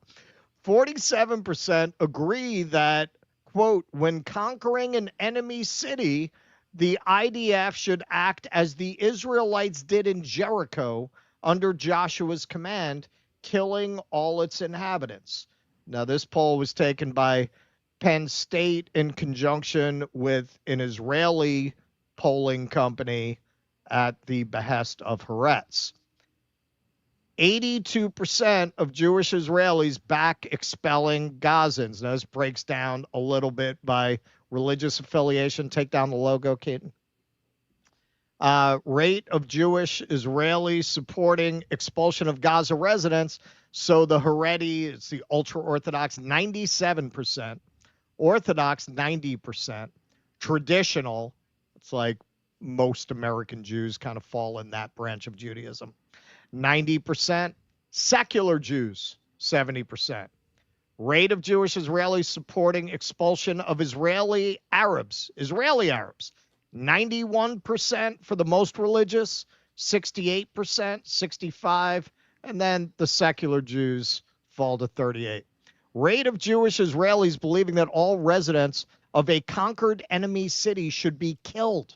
63% of the ultra-Orthodox, 59% Orthodox, 60% of just mainstream Jewish, and 31% of the secular. And what about Trump Gaza? How does that fare in polling with Israelis? A poll for Israel's Channel 14 shows 80% of Israelis agree with Donald Trump's criminal initiative to ethnically cleanse Gaza of Palestinians. Western media does not speak enough about the need to de-radicalize Israeli society. Isn't that funny? They're always telling you about how we got to de-radicalize these Muslim countries. I mean, it seems like maybe you should start with your ally there if you want to de-radicalize a country. Approximately 7 out of 10 Israelis support the idea that, quote, Arabs from Gaza should relocate to another country. Most Israelis believe this is a practical plan that should be pursued. Respondents were asked about their stance regarding President Trump's proposal to relocate Gaza's Arab population to another country. 43% of all Israelis believe Trump's plan is practical and should be pursued. Among Jewish Israelis, a narrow majority of 52% holds this view. But wait, an additional 30% of Israeli Jews responded that the plan is not practical but desirable, meaning they support it, but they don't see it as realistically feasible. Altogether, more than 8 out of 10 Jewish Israelis support the plan. Between the 30% who like the idea but don't think you can do it and the people who think you can actually do it, you got 82% of the population likes the idea of Trump Gaza, of ethnically cleansing Gaza and putting a casino there. Edwin Sherdlu, the most disturbing thing about the recent Haaretz poll is not that 82% of Israelis support the ethnic cleansing of Gazans. It's rather that 53% support the complete annihilation of every man, woman, child, and all livestock in Gaza. As a point of comparison, polls conducted by the U.S. Office of Military Government between 1945 and 1950 found that of Germans, 37% agreed that the extermination of the Jews and Poles and other non-Aryan races was necessary for the security of Germany. Well, you could say the Israelis learned from the best, right? They've outdone, the pupil has outdone the teacher. They have outdone the master. So that was just, and that's the least of it. You can go watch the speech yourself. It's just an exercise in genocide denial and victimhood, performative victimhood. But those were some of the things that really caught my eye. Just infuriating the way he was, first of all, allowed to come and address the UN without being arrested, even though there is a warrant for his arrest out from the ICC. Good on the members of the UN who walked out.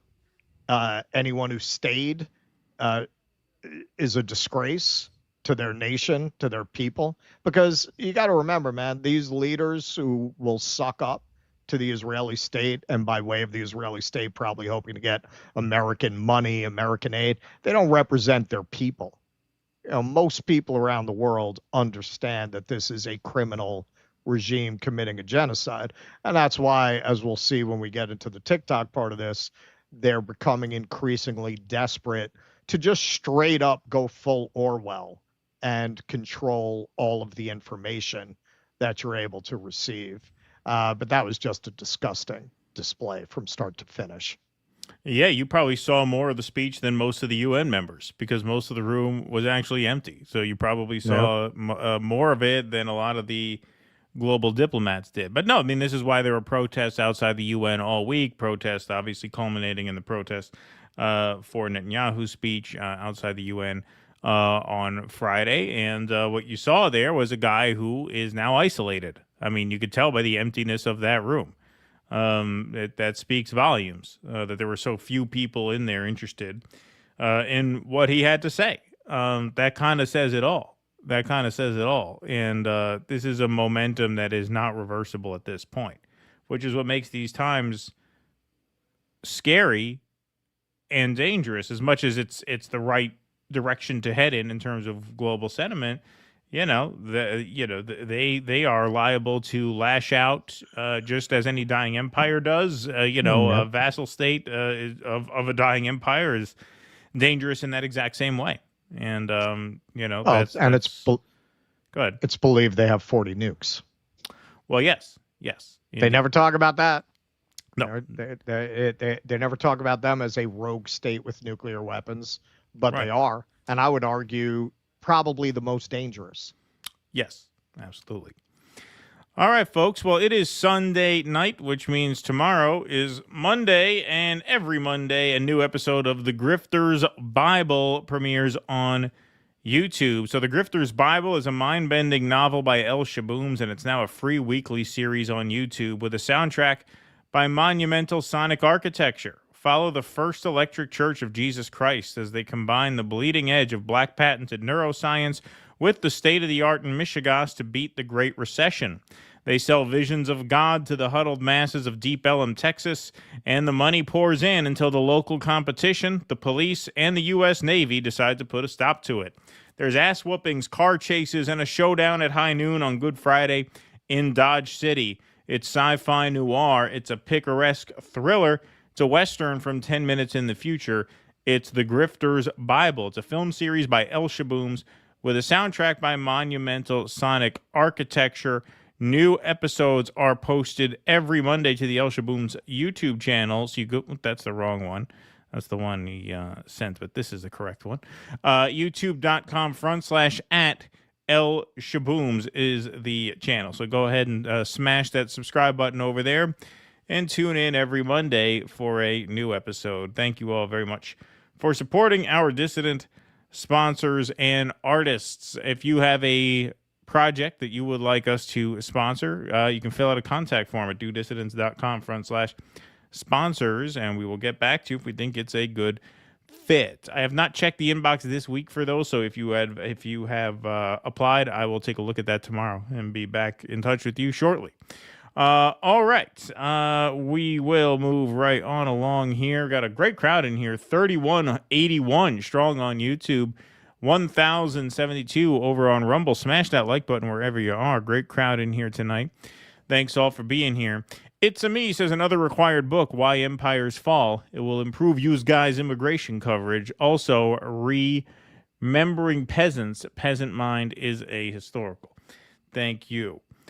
Up the Reds. Democrats are just woke. Yeah, Republicans. I get that sometimes, and my answer is, the purposes of agitprop are to communicate an idea. Most people don't know the nuances of peasant. They don't know how Mao would use it as a positive. They don't know. What I'm trying to do is make working class people feel like I just kicked them in the balls so that maybe they'll be a little embarrassed about sucking Elon's dick. And the way that they hear peasant is the way I intend it. And that's who it's for. Well, there you go. Where are we at? Vienticus Prime says the only thing you'll ever be shown as representing a movement are the tourists to that movement. Louise Brooks said, sadly, mark my words, they will institute a draft for war with Iran. They don't fear the blowback anymore. Control the masses. Kemin G, thanks for the donation. Constantine Cassin on Pager Attack. What good are 72 versions when you have no balls? No, I know. A lot of them thought it was really funny. Mr. Friday 01, first saw you two on Jimmy Dore Show. Love you two filling in. Well, thank you. Not sure why it took so long to tune in to do Dissidents. There was a lag, but now I tune into every DD show. Sorry it's not more. I'm poor. No, don't be sorry. Thank you for the donation. Appreciate that, and thanks so much for tuning in. Hope you dig it. Vienticus Prime says, oh, by the way, when are you going to respond to my email with a P.O. box? I meant to. Maybe I didn't see it. We got a lot of emails these past couple weeks. So I will take a look at it one more time, and I will get back to you. Thank you, Vienticus Prime. Yeah, we just picked up a bunch of stuff from our P.O. box, and so maybe it got lost in the shuffle. But nothing you sent, obviously, because you didn't send it yet. But I will take a look at the inbox. Mark Puglisi says, my Super Jew ex-bassist said Bethlehem was a bad area. I guess because Israel hates the Christians, too. Thank you for that very much. All right. Andy Gardner says, just a heads up, your audience is staging a walkout for your next show. I'll stay and clap for you. Yeah, thanks, Andy Gardner. Appreciate that. Pop merch article months before U.S. troops paragliding. Yeah, thank you for that one. Appreciate that. Super Stan Mega Chad says, getting a date is too easy. I just snapped my fingers. Wow. All right. Good for you, Super Stan Mega Chad. Appreciate that. All right. Let's move on here. What do we got going on here next? Okay.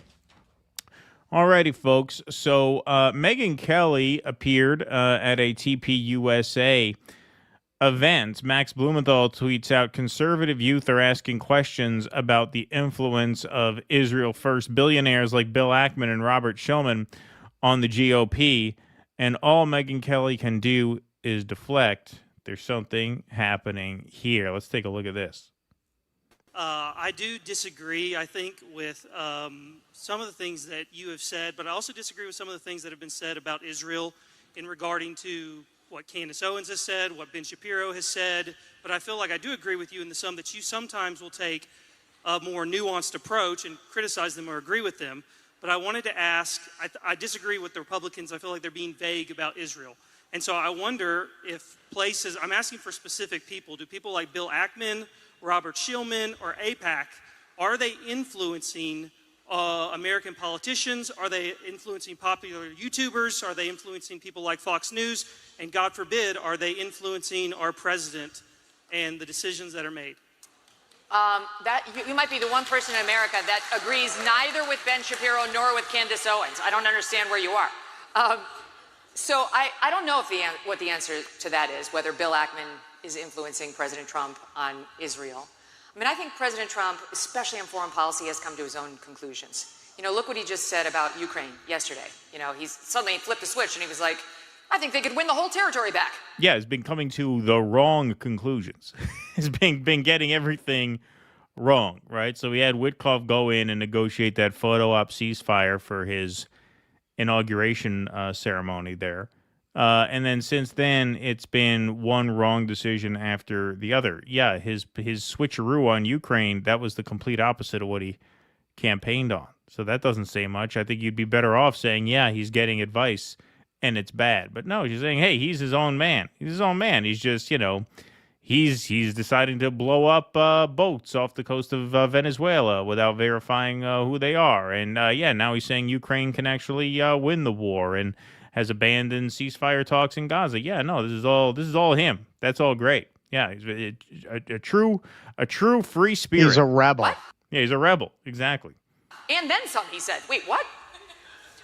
Trump is actually, you can see his evolution as he deals with foreign policy. And that's that's a job. You certainly can. Oh, yes. You can certainly see his evolution. Yes, going one way, the wrong way. Of one, really, right? Because the commander-in-chief is going to have to make a lot of these calls that are going to get people killed. His goal is to stop killing people and to save lives, which is laudable.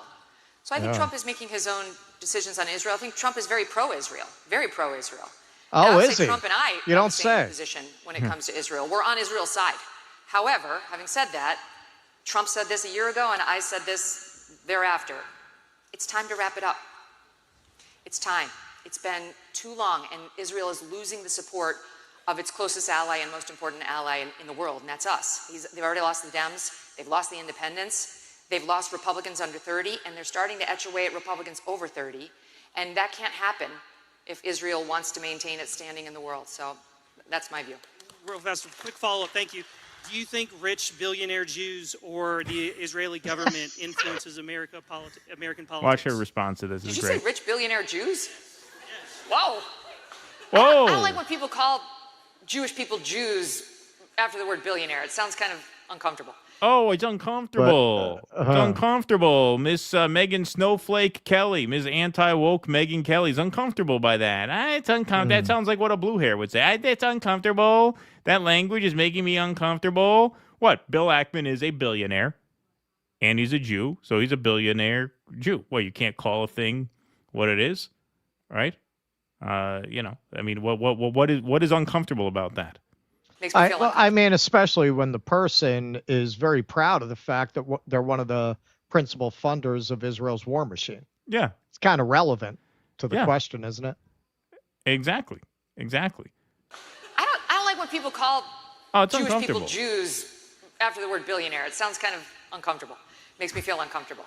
Hell, why not? If you're a rich billionaire, whether you're a Jew or you're a Christian, you're a Muslim, why wouldn't you try to exert your influence? I mean, that's what they all do. They all try to buy the president. All of them. One of the reasons Trump got elected was because he had independent money and he promised us that he wasn't loyal to anybody except for us, and we believed that promise. And so far, I feel like he's done pretty well on it. Well, no, he has. That's what the kid's question is. That's what the kid's asking. It's the whole point of his question. Is doesn't seem to be so independent, right? He seems to be taking a lot of money and making decisions based on that. Megyn Kelly, the Jewish supremacist committing genocide. Wrap it up already. Megyn Kelly, when she hears billionaire Jews used in the same sentence, OMG, whoa, cool it with the offensive language. That's right. Good point. One of the reasons Trump got elected was because he had independent money. That's what Megyn Kelly said. Yeah, in the 2016 primary. By 2024, he took over $250 million from mega Zionists. Does Megyn Kelly hear what she's saying? Not only does she hear what she's saying, does she hear what the kid is saying? That was the kid's point. And yes, of course, $230 million from AIPAC, all in all. Wow, look at that. Doing pretty well. Whole lot of money. Now, granted, half of that is from Miriam herself, so I don't know if you can call that AIPAC, but from Israel money, we should say. So that was just one exchange. Here's a sampling of a few more. You could see the kids at Turning Point USA getting a bit restless, as was Charlie Kirk from all reports in the last months of his life. So let's see some more footage from this event. Israel is killed in Palestine are citizens, not 83% of the people killed were civilians. The Epstein files should be released, and why do you think they haven't been released yet? Do people like Bill Ackman, Robert Shillman, or AIPAC, are they influencing American politicians? Are they influencing popular YouTubers? Are they influencing people like Fox News? And God forbid, are they influencing our president and the decisions that are made? I don't know what the answer to that is, whether Bill Ackman is influencing President Trump on Israel. Israel is losing the support of its closest ally and most important ally in the world, and that's us. They've already lost the Dems, they've lost the independents, they've lost Republicans under 30, and they're starting to etch away at Republicans over 30. Tough crowd over there. A lot of questions, a lot of uncomfortable questions being asked. So here's a piece of video that I want to show you here. Megyn Kelly's advice to find one or two people you know you can trust. So here is a guy who is asking some questions about Israel, perhaps about the death of Charlie Kirk, and he doesn't know who to believe and who not to believe. So listen to this advice that Megyn Kelly gives this young man. A lot of videos and claims out there, like conspiracy theories, like Nick Fuentes talks about them a lot, about Israel. And some of them seem kind of true, but it's hard to find true information anywhere. Where would you find good, true, Great question. That is a great question.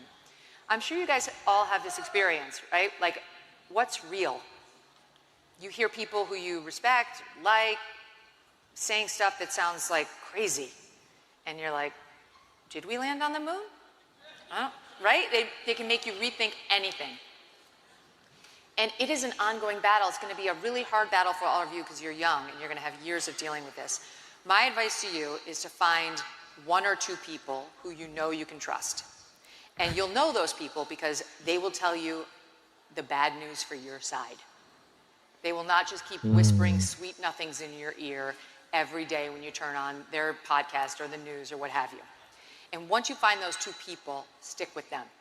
Don't trust a platform that has an agenda that's got amazing corporate backers. It's amazing when I was at advice. Fox, I did not realize that we were funded by Pfizer. You know, hey, I'm thinking about getting into literature. What would you recommend I do? Well, find one or two authors who you like and just read them and don't read anything else. That's it. You know, if you like Mark Twain and John Steinbeck, just read those two. The hell with everything else. Just go with your gut. Just go with your gut. Just, hey, I'm thinking about, becoming a culinary student. What would you recommend?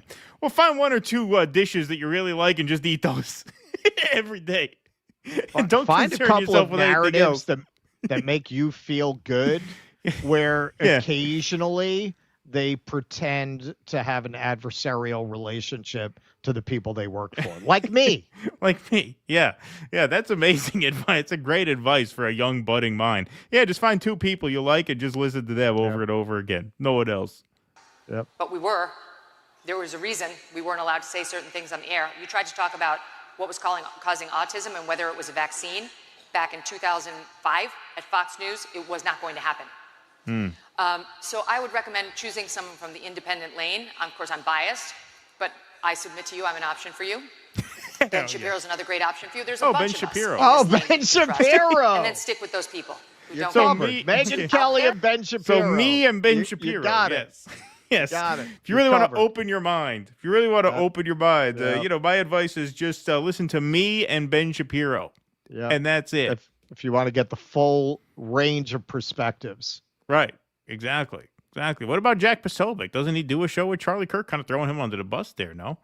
Yeah. Unless that's just your jam for fun. But I will say, once you sort of let those earworms get in there, it can kind of corrupt your thinking. So choose people who are super factual. Thank you. Jesus is Lord. Can kind of corrupt your thinking. Oh, wow. So listening to a lot of different people can kind of corrupt your thinking. You know, like the reason we got good enough at this to the point where there would be like 4,000 people watching us now is because we both stopped just listening to liberal ideologues, right? Like we actually started opening our minds, and that's what took us out of the Democratic Party, and that's what I think made us interesting. Maybe it's just because we're funny. I don't know what it is, but I will tell you that the only reason anyone cares what I have to say is because I stopped listening to the same 2 or 3 people over and over again.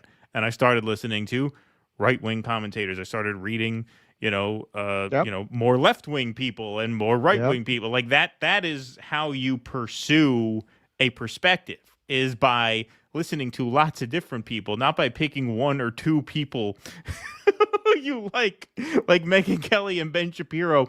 I mean, that's just amazing advice to give to a young person. It's just insane. But as you can see, the young people there have a curiosity about them. Just as it seemed like Charlie Kirk had a curiosity about him, especially, as the months drove on, from January to September, which is why all accounts are that he was starting to ask a lot of these questions, and speculation is that it was too many for some people's comfort level.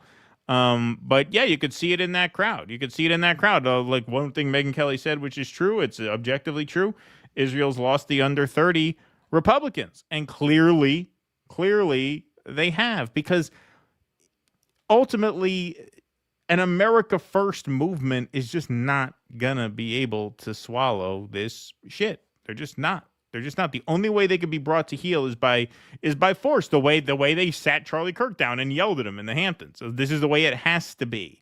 Israel cannot win arguments on the merits. They can only bully their potential rivals into submission, and they have lots of ways of doing that. Bribery is the first and the easiest, and it works most of the time. But when that doesn't work, things get dicey. These people, you really can't have enough contempt for them. These people are the scum of the earth. They are taking the trust that people put in them to make themselves rich and to spread propaganda for the people who back them and support them. That's all these people are. I think it's very difficult for a lot of people to see these personalities that way, particularly when they describe themselves like Megyn does as like independent. They're not independent. They've just gone to a different controlled bubble where the money comes through a little bit differently. Doesn't come in as obvious a way through the network. They get their money differently, but they're all compromised. Megyn Kelly is not a stupid person. For her to say, yeah, listen to me and Ben Shapiro, does that seem like somebody that you can trust? But what she says there, she's kind of giving away the game. Pick somebody who will say stuff about your own side. First of all, she's conditioning you to think in terms of sides. And of course, those sides are this artificial right-left construction, which keeps you out of workers versus people like her and the people that she actually works for and whose narrative she actually peddles. And she's also telling you to be, as you pointed out, incurious. Why would she tell you that? She's a lawyer. She has survived in this business for a long time. That's not a stupid woman. That's a sociopathic woman. That is a very smart woman who really doesn't give a shit what happens to the people who trust her. And that is true of most of these figures. Most of these figures could care less if their followers all ran off a cliff tomorrow, as long as they keep getting paid. They don't give a fuck about you. And it's sad. It really, being in this space, it makes me angry when I see things like that. Going to your point of like evolving, we've evolved. I know I've evolved since we've had this show. If you're actually curious and authentic, you're going to learn stuff as you go. Like, you're not going to be in the same place after years, 3 years that we've really been pounding this hard as we were at the beginning. I've learned a lot from our audience. Our audience has turned me on to stuff I didn't even know existed. When I came into this space, coming out of theater, I was very curious about what happened to the culture. I had never heard about the Congress for Cultural Freedom or evidence that intelligence services directly got involved in culture. I had a theory of what it was. It didn't involve that. And once you start seeing that, it leads you to see a lot of other things. If you're just in it for the grift, you're not going to change. The only change is this would be my corrective. This would be my answer to this kid. Look at the people who evolve and change when it doesn't really make commercial sense for them to take the positions they take. The people who change based on which way the wind is blowing, avoid those people like the plague. And as you start to look at those things, what you're going to realize is most people, particularly people with big platforms, fit that category, because the people who they have behind them boost their visibility because they're spreading the messages they want them to spread while pretending to be independent. Yes, indeed. Well, here's a perfect example of someone whose evolution does not make commercial sense, and that's Candace Owens. So we all know Candace Owens has been really doing some deep dives on the assassination of Charlie Kirk, and so she tweeted out, or she posted, I should say, this Instagram story heading in to the weekend. Tyler Robinson is not suicidal. The entire narrative that was placed in the media about him having been suicidal is completely fictional, as are many other aspects of what we have been told. His father having turned him in after a confession is also a complete fiction, she says. So she's stating that definitively. To the contrary, Tyler Robinson maintains his innocence and has never even been to the UVU campus. There are absolutely zero photos or video that the campus can produce to the contrary, which is why they have produced nothing other than a blurry image which Tyler's family knows is not him. Tyler has never once expressed a suicidal thought. I want to make that clear. The federal government is lying about absolutely everything other than the fact that it is his gun. So she's saying definitively that the narrative that the father turned him in after confession is false. And she backs up the claim that Tyler Robinson has never been to the UVU campus. Those are pretty big statements coming from Candace Owens. Not that we needed further substantiation, but Tyler Robinson did not author those Discord messages. I would like to again stress that he has never been to UVU campus, but, and I need to confirm this later, I believe he was around the campus on that day. I will have more info on this later, but I wanted to immediately publish that the Tyler Robinson self-deletion narrative, plus the dad that did the right thing after realizing his son was guilty, is a federal concoction. So you talk about someone, and I would put Tucker in this category too. you know, Tucker Carlson and Candace Owens both campaigned pretty hard for Donald Trump. They both supported him pretty fervently. As far as I can see, there's absolutely nothing in it for them not to just toe the party line on this. So the fact you have someone like Candace Owens coming out and saying that, to me, it carries a lot of weight. It tells me she is telling the truth as she sees it. And to put your name behind the statement as definitive as the confession to the father is not real and that he was not on the campus, she's essentially saying he didn't do it. That's essentially what she's saying. And she's saying that as directly as she possibly can without putting it in as many words. So let's take a look at a video that she posted heading into the weekend about this. Okay, I didn't want to leave you guys on a crazy weekend cliffhanger. I needed to get that information out as soon as possible. Obviously, you can probably see that I received some information, a communication, which answered a lot of questions that the public has had about the story, or rather the non-story that we are getting from the feds. The push that Tyler Robinson is this lone shooter, which they're trying to establish as a fact. Some of the burning questions that we had, okay, well, if he turned himself in, how did he also not confess? I now have the answers to that. The main point, the reason why this information came to me, is because there's a narrative being spun right now by the media that Tyler Robinson is or was suicidal. That is not true. And that's a very scary thing when suddenly they're saying he's suicidal and, you know, he's in solitary. And he's not suicidal. So that was the reason why this information urgently came to me. Obviously, I know a lot more, and I'm going to share it with you guys on Monday. I just wanted to vet some of the things that I heard, ask some more questions from people that would know, and just to make sure everything I say is above board. And obviously, this lead led to more leads, and I want to give people a chance to respond. This is crazy. Nothing more that I can say. This is very serious. I don't know what's going on, but I do know that what we are being told has gone on is just not so. And yeah, this is really kind of going to begin, I think, to answer a lot of questions and many more questions that need to be asked. So I just wanted to let you know that what they're telling us about him being suicidal is not true. All right, look, you know, I know she gets a lot of shit, but, you know, I tend to believe her. Because I just don't see what is in it for her to go out on a limb with these kinds of statements. Why? Yeah. Why?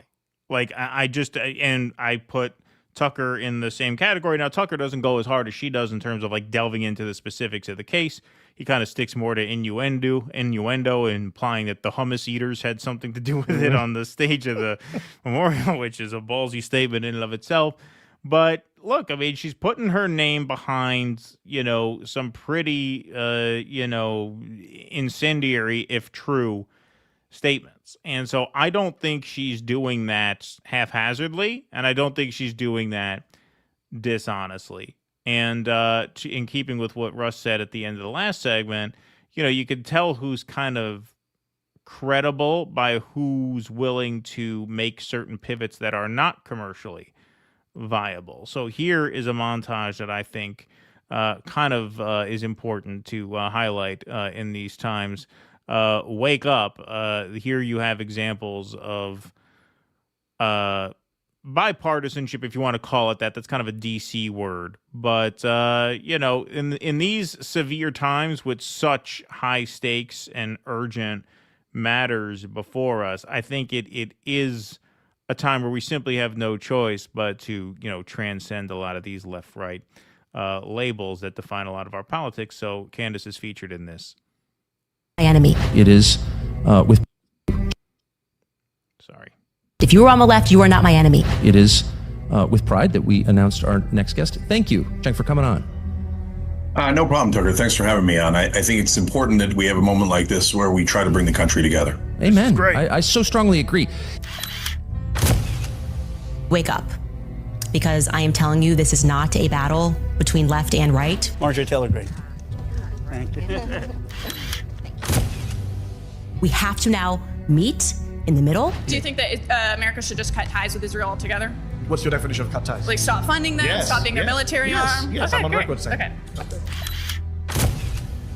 What you're doing here is so important, Congresswoman Green. So please, thank you, because I know that you now have a target on your back, and I'm sure you're being called all sorts of ridiculous names because you want to, prioritize the American people. AIPAC needs to register under FARA. I've openly demanded that, and if we had a Department of Justice that was doing its job, they would be investigating AIPAC. But I think the American people see through it, and the tide is rapidly changing. And I tell you, one of the most delightful experiences I've had since I've been in Washington is that I'm finding common ground with people on the left and the right that really want to focus in on America. And I think that's the best thing that can happen. And that's why I'm delighted to have conversations with the two of you.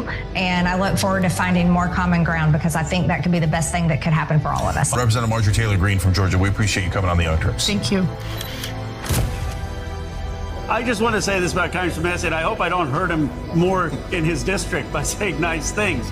But wherever you are on his ideology, he's a profile in courage. I mean, he's got billions of dollars being spent against him. He's got billions of dollars because people don't want the Epstein release. He's got billions of dollars because AIPAC has been attacking him. So, yeah, I mean, I think that's essentially right. And the reason I feel strongly about this, especially, given the events of the last couple of weeks, you really have these three just giant, cataclysmic stories heating up all at once between Israel, which has been an ongoing horror now for the past 2 years, the Epstein files, and now the assassination of Charlie Kirk. What you're really seeing is, powerful forces, not just in government, but entities that represent tremendous amounts of capital and business interest. I think really are using these events to assert their power over all of us, and this is one of many reasons. I think it was a horrible event intrinsically, obviously, but one of the things that made me just absolutely sick hearing the news of the shooting of Charlie Kirk is that I knew what a grotesque attack on free speech it was in and of itself, and I also knew what a grotesque attack on free speech it would invite. Like, I just knew it was going to get really, really dark and dire, and it has. And all three of these issues, Israel, Epstein, and this just extremely aggressive First Amendment crackdown, are happening all at once. And we simply have no choice but to take an all-hands-on-deck approach to this and just put these other kinds of issues to the side until we win back a society where we're allowed to disagree in a meaningful way. If you don't have the First Amendment, it doesn't matter what you think. There's no point in us sitting here and doing this if there's no First Amendment, or if society devolves to the point where people just shoot each other who they disagree with. At that point, we may as well turn these microphones off. There's nothing more for us to say. And so it's a very existential moment. And I applaud people like Candace Owens and Tucker Carlson, who I have several disagreements with on a lot of issues, for, centering the urgency of this moment in this way. And because we don't really have a choice in terms of like who to look to do that. It's like whoever is willing to do that, I think needs to be supported in this moment. Yeah, I agree. And I think it can be very difficult in this space. I mean, you want to talk about part of the evolution of doing this and the learning curve of doing this. The whole space is set up to draw clicks from arguments and fights online between personalities. Like the algo likes personality-based coverage. And when you get to the audience level, you have people, it's easy to forget that. And I think it is important for people who do sit in front of a microphone to try to remember that. When you get a bunch of people coming and like attacking your take from, a certain perspective, it's very hard not to give it back, especially if you're nasty bastards like us. It's very hard to keep in mind that, well, you need to persuade these people. And the only reason they act like that is because they're brainwashed, man. They're brainwashed. Right. Exactly. And I don't put that on one particular ideological lane. That's broad. We've had big fights with libs. We've had big fights with MAGA over the time that we've done this. And yeah, it's hard not to take the bait and to try to actually have a conversation and to try to persuade. It's much easier to fight, especially because the algo likes it. The algo loves it when it turns into something very, very hot, very heated like that. And that's where we're in a panopticon. I do see hope when I'm glad you showed that video. That does point towards the possibility of, hey, there are certain fundamental principles that everyone from Marjorie Taylor Greene to Ro Khanna can agree on, and like free speech, like the country not being subordinate to Israel and its political objectives. We gotta get together on these things, or we're not gonna have anything. It's down to that. I mean, Medicare, all that, we could get back to fighting with these people. But you know what? It would be nice if we could fight together on the First Amendment and AIPAC, if later on we could have conversations about healthcare that are not quite so rancorous, where maybe you can persuade somebody like Marjorie Taylor Greene. Seems like Tucker Carlson is somebody you could probably persuade if you sat down and talked to him about that. Maybe I'm being naive, but I don't get the sense that he's in it for the grift. I don't get the sense with Candace Owens either. As you point out, there's not a lot of upside to taking the positions they're taking. There are much easier ways to juice the algo, get the cash rolling in, and not have a target on your back, both figuratively and literally, from some very powerful fucking people. Yeah. And, these disagreements that we have don't matter if we're not allowed to talk discuss about them. it. Right. Like, if we're not allowed, like, if the government's going to tell us we can't talk about it, or we can talk about it, but we might get fired from our job, or we might get put on a list or something, or on the other side, if there's mobs of lunatics, running around shooting people they disagree with, then we can't talk about it. So, like, if you can't talk about it, it doesn't matter what your opinions are if you can't voice them. And it is down to that, unfortunately, from both ends. Both ends, from a social collapse standpoint and from a just top-down decree standpoint, where there are people who just don't want people to have the right to speak anymore. And that's a very, very dire situation. So we're going to obviously see what else Candace has to say. She says she's going to have more tomorrow night. So we will see. All right. Apocalypse Wow says, I'm convinced the best way the Palestinians and Israelis can start to begin to live peaceably is through total demilitarization of the region, facilitated by a UN police state. Utterly dysfunctional. Well, that's not going to happen. Israel is, of course, never going to demilitarize. That is absolute impossibility. Samira says Bibi's multiple choice never includes ISIS, the Islamic extremists who would never attack Israel and sometimes even get treated there. Yeah, exactly. That too. Michael Castillo says it's also been said that Bill Ackman paid Tyler Robinson's father $1 million for turning him in. Yeah, I did not see that one. I don't know if you're joking. And that's actually going to be in the AI parody in my intermission. My intermission is basically all Kirk parody. Yeah, the AI. What was it? Jake TV that came out with the parody of the coverage. Jake TV, and I have another one too. Okay. Abiding 71 says, anyone I can't believe I have to remind everybody of anybody who doesn't support Dr. Shiva in 2028 sucks Zionist cock. Thank you for that, Abiding 71. You should be his press secretary. Future Intact says, Russell said that the pupil Israel has learned from the teacher, Nazi Germany, but couldn't Nazi Germany have learned it from the Torah? Furrows Queen says, was it you guys that just reported about Serena Williams was offended by an ornament in a posh hotel that was a fake cotton plant? No, we did not cover that one. I've seen it somewhere. Megyn Kelly getting triggered reminded me. No, we did not cover that story. Trump voice. You either open your mind to Ben Shapiro or you open your ass to Miriam's 18-incher. The latter is not fun. Believe me, not fun. Raven Lass says, by the way, RBN can no longer live stream. You guys should have Nick on. They're going to get it back. Apparently, I've been in touch with them. It's temporary. So they will be back. They should be back any day now, I think. Because I think they do it for like a week or something. But yeah, we were DMing, and I think they'll be all right. They didn't get a strike or anything. They're still able to post, so I think it's a week thing. But yeah, I did retweet that. It's crazy. I mean, this is why I say like, there's all kinds of weird rules about like showing someone brandishing a weapon, even though they clearly didn't do it for instructional purposes. It was for commentary and educational purposes because it's a major news story. But this is what happens when you work at the mercy of robots, right? But they should be okay. They should be back. It's temporary. $1 Million Trooper, thanks Megyn Kelly for letting us know Trump independently decided to toss BB salad. Thank you, $1 Million Trooper. Appreciate that. All right. Let's move right on along to the TikTok story.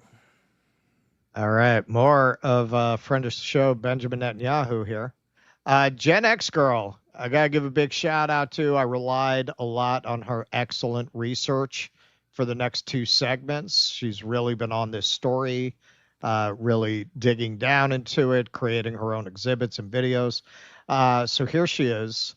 Netanyahu meets with U.S. influencers, most likely on Israel's payroll, to discuss how they can brainwash evangelicals back to supporting Israel. He explains the most important war for Israel is on social media, and their two top targets are TikTok and X. Now, at this time, all the influencers had not yet been identified. Now they have been. So let's take a look. Something I would like to raise, which was actually my first published paper, was how you and the Likud party are cut from the same ideological cloth as Trump and the GOP in America. And so specifically with Charlie Kirk's assassination, who was a big mentor of mine, who's my first mentor in the space, evangelicals, from all my research, evangelicals are the reason that Israel has been supported in public sphere outside of just Jews. So with Charlie's assassination and with the kind of trajectory that we see with like Candace Owens and Tucker Carlson, I guess I'm curious about what's another game plan if we lose evangelical support for the state of Israel. What's our backup plan to be strong, like outside of the diaspora? Christian influencers. Okay, you said we talked about the woke right, and you said I call it the woke Reich. He's funny. He's funny. Got to hand it to him. He missed his they're not calling. any different from the woke stand-up comic. They're insane. They're loonies. But they're actually meeting on some of the things. And what we have to do is we have to secure that part of the base of our support in the United States. That is being challenged systematically. A lot of this is done with money. Money of NGOs, vast. Money of governments, vaster. Okay? We have to fight back. How do we fight back? Our influencers. I think you should also talk to them if you have a chance. To that community. They're very important. And secondly, we're going to have to use the tools of battle. You know, the weapons change over time. You can't fight today with swords. That doesn't work very well. Okay? And you can't fight with cavalry. That doesn't work very well.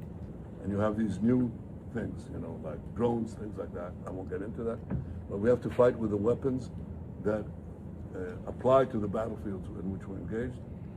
And the most important ones are the social media. And the most important purchase that is going on right now is followers. TikTok. TikTok. Number one. And I hope it goes through because it can be consequential. At least he didn't say Rumble. Makes me feel a little better. X. That's very good. And, you know, so we have to talk to Elon. He's not an enemy. He's a friend. We should talk to him. Now, if we can get those two things, we get a lot. And I could go on other things, but that's not the point right now. We have to fight the fight, okay? To give direction to the Jewish people and give direction to our non-Jewish friends or those who could be our Jewish our friends. Are we going to succeed with everyone? No. Will there be a strong counterpart? Yes. Elon, who actually is in Epstein's schedule going to the island. So I think we could talk to him, and I think we could be very persuasive with Elon. So now the names of everybody who was there has come out. Yair Netanyahu, well, fair enough. That's his son. Emily Austin, we're going to see a little bit more of. Deborah Lee Schwartzman, nice Italian girl. Judean CEO, Shay Zasbo, I don't know who this is. Lizzie Savetsky is fucking nuts. You want to see a lunatic? Yeah, she's like just this side of Michael's. That Zionist girl, Destiny Albritton, Emily Talento, Isaac Woodward, Cam Higbee, Hannah Faulkner, Liv Lane, Dominique Hoffman, Demas E.G., that Latin Zionist, Luke W. Moon. Do you know any of these, Keaton? No, I don't know. We're in such a different ecosystem. Yeah. All right. So there's Emily Austin there with our friend Du Rousseau here. This is from Max Blumenthal. The best conservative influencers Israel can buy. Emily Austin participated in the Epstein binders hoax. You remember that, where they handed out the files that weren't files with the big binder cover? Join Netanyahu's recent influencers meeting. Xavier Du Rousseau attended the secret Hamptons Influencer Summit with Bill Ackman, then junketed off to Israel. Now, you want to see some cringe content? This is the bright side. I can't imagine that anyone who's not already convinced is not cringing when they see content like this. I can't imagine anyone who's not already a diehard Zionist watches this and doesn't projectile vomit. Imagine supporting people who start wars just to lose the wars so they can cry about it and then try it all again. You must see anti-Semites are literally obsessed with Jews. Now walk with me. While you must see anti-Semites are stacking eviction notices, Jews are out here stacking up businesses. Jews control all the industries. Maybe if you spent more time taking notes from successful people, you wouldn't have to spend your nights and weekends spreading hate from your anonymous account with an anime profile picture. Do you work as hard as Jews? Do you network like Jews? No, because you're too busy cheering on a group of musty terrorists who smell like dirty earring backs. And if we're gonna keep it real, you're really mad because your income is giving side hustle. Period. How you gonna hate from outside Shabbat? You can't even get in. I mean, this is like if Kamala decided to like do a genocide on her own, she would hire these people to do press for her. I'm sorry, man. Like, I can't imagine that you could do better to drive anti-Semitism if that's what you were paying them to do. If you were asking them, make Judaism look as obnoxious, as condescending, and as off-putting as possible, I can't imagine they would produce a much different video than that. Who on earth would watch that and say, I want to get on board with that ideology? Yeah. Now, one of the influencers who was there wasted no time. This from Shipwreck. Damn, they worked fast. TikToker talks about her meeting with Netanyahu from yesterday. It says AIPAC essentially is not the villain. All right. This stuff has to be heard to be believed. Today, I got the honor of meeting with Prime Minister Netanyahu as part of a special focus group for Christian conservative Gen Zers, and we were essentially addressing the concerns that we had, right? There's clearly been a growing divide. He wanted to know why. He wanted to know what Israel could be doing better. He wanted to understand where we were coming from, and to his credit, he did listen to us extremely attentively and took in a lot of what we were saying. And from our end, while of course we were polite and we were there also trying to form more unity, we were asking him the hard questions that a lot of people from our generation have been raising concerns about. For example, and the same way he listened to us and took in our criticism. Hang on, you asked why all these billionaire Jews are giving all this money to the IDF? Did you ask them that? I'm truly hoping that you guys will That's what listen they're to asking the at answer. Turning Points APAC. anyway. APAC is something that I see all the time. Number one, APAC is not an Israeli organization. It has no ties whatsoever to the government of Israel. It's not foreign lobbying. It's a lobbyist group that happens to be lobbying for a certain group of people, right? And this is not unique to Israel. There are multiple countries that do this, and there's multiple different groups that do this. For some reason, people just attach on to APAC, despite the fact that APAC makes up less than 5% of the lobbying. So if you have a problem with lobbying like me, that's totally fine. I'm against APAC because I'm against lobbying. But Okay.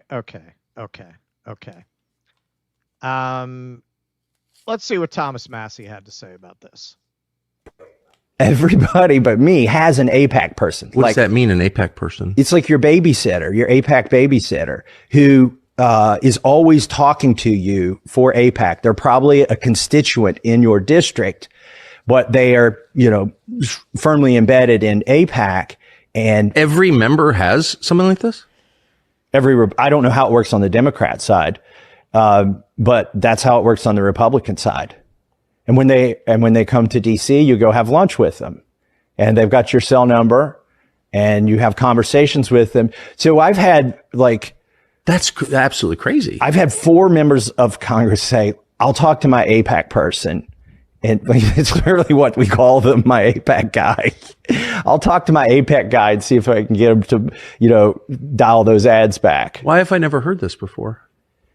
It doesn't benefit anybody. Why would they want to tell their constituents that they've basically got a buddy system with somebody who's representing a foreign country? It doesn't benefit the congressman for people to know that, so they're not going to. All right. So I promise you, if everyone in Congress had a Qatar person or a Djibouti person or a Korea person, you'd hear about it. They'd be talking about it. I promise you they would. Can't just hone in on one specific group. If you're going to be against it, then be against it for everybody. Moving on from that, we were asking questions about I don't think there are a lot of people who are against it for Israel who are for it for any other country. Right. I would say most people who are against APAC lobbying are against foreign governments influencing our government with money. I think you'd get close to 100% consensus of Americans being against that in general. Rumors that Israel has been going out and funding people, and no, none of us were paid for that meeting, but I wish. BB, if you want to write the $150 million check, go for it. But we asked about funding, and as he explained, Israel is not offering to fund anybody. They're not trying to get involved in American political advocacy groups. That has never happened. And if you're concerned about this, who you should be concerned about is Qatar, because they are doing this. They are going out and funding these universities and these political organizations. Many of these protests / riots that you see destroying our cities, a lot of that has foreign funding from Qatar. And yet people are silent about it, or they're pointing the finger at Israel for something that they're not even doing. The last thing that we really touched on was the I mean, I could see why she has a channel. She's pretty funny. Foreign ministry to fund Israel tour for MAGA, America First, pro-Trump influencers. This is from July. We covered this at the time. The initiative will bring 16 U.S.-based influencers under the age of 30, each with hundreds of thousands to millions of followers, to counter what the ministry sees as a decline in pro-Israel sentiment among younger Americans. They've dedicated enormous amounts of money and resources to this program, and it's just the beginning. The foreign ministry has set a goal of bringing 550 influencer delegations to Israel by the end of 2025 to continue this outreach. Of course, everything she's saying is insane. The number of Israeli-backed groups that are active on college campuses and attacking protesters. I mean, it's endless. It's endless. Did the Trump administration come into government and ban protests against Qatar? I must have missed that. I must have missed them leaning on Harvard for not being hard enough on people who are anti-Qatar. So this is really part of an overall strategy, an overall plan. This is from Shadow of Ezra. Israeli politician Yair Golan openly declares that the next step is imposing strict controls on social media, blocking anything authorities label as propaganda. He insists this is a global issue and calls on the United States to lead the way in pushing the same kind of censorship. As we'll see in the B part of this, we're leading the way, all right. Here he is. The next thing we will do, is to put restriction on the social media in a way that not allowed to make brutal propaganda in the social media. Because this is a worldwide problem. And it should be initiated by the United States of America, the place where all the big firms is settled. Facebook and X and all the rest. This is a major problem for democracy all over the globe. And we need to treat it seriously. We can do it. Okay, now being in this space, we've had some experience. If you listen closely to that Netanyahu clip, before he says, TikTok is what they have to go after, one of them says, one of the weapons we can use are bots. Now, I can tell you, Keaton did a clip about where Mamdani's response to a reporter that went very viral, a couple of million views on that. It's a short that we did. And that definitely got attacked by Israeli bots because we would get the same exact type of comment with slightly different wording, basically all to the effect, why don't you ask about religious freedom in Muslim countries? Why don't you ask about diversity of religion? One after the other with the same exact theme. So you already have these things that they're talking about. They're not theoretical. So I bet you've never heard of Cyberwell. It's an Israeli Intel-linked org. This is from Chris Menahan, that is now working as a trusted partner with, according to them, all major social media platforms to censor anti-Semitism. Their CEO boasts half the content they flag is taken down, and their reports have been responsible for removing well over 300,000 pieces of content. CEO Tal Or Cohen Montemayor tells Israeli TV she must not have gotten her Star Wars name yet. She got to sign up for those.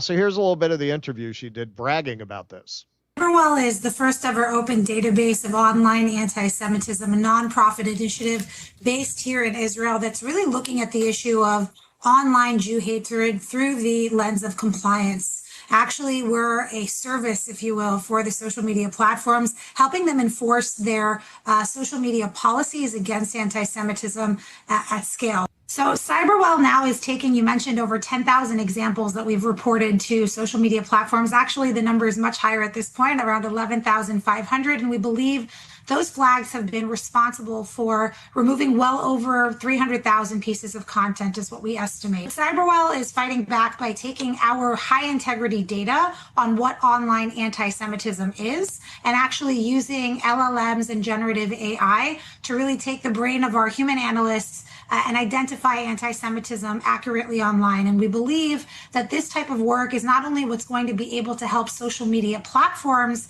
automatically flag and remove hate speech that violates their policies, including anti-Semitism, but is a crucial thing to do as we look at the rollout of AI, because all of these large language models are trained on online data, including anti-Semitism. So in order to accurately make sure that that data is not being amplified and that bias isn't being created in these large language models or ChatGPT-like applications, you're going to want an expert like Cyberwell to come in and give you high integrity data and an AI application that can ensure that data isn't being amplified. Since Cyberwell started in 2022, we definitely have seen an increase in the rates of removal by the social media platforms. When we started this work, the average rate of removal for reported anti-Semitic content was sitting at about 20 to 25% at best. Now that Cyberwell is working as as a trusted partner directly with all major social media platforms. And because of the explosion of online anti-Semitism since October 7th, we do see that average rate of removal has gone up to about 50%. According to a survey by the American Jewish Committee, only 1 in 3 Jews that experience online anti-Semitism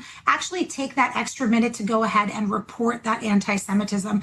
I say if you've already been offended and have already been hurt by the content that you're seeing, take the extra minute and go ahead and report that content. It's absolutely crucial because every report and every decision by a content moderator actually feeds the algorithms of the social media platforms themselves and improves the algorithm. We're constantly working on tools to bring to the public to help us fight back against hate online.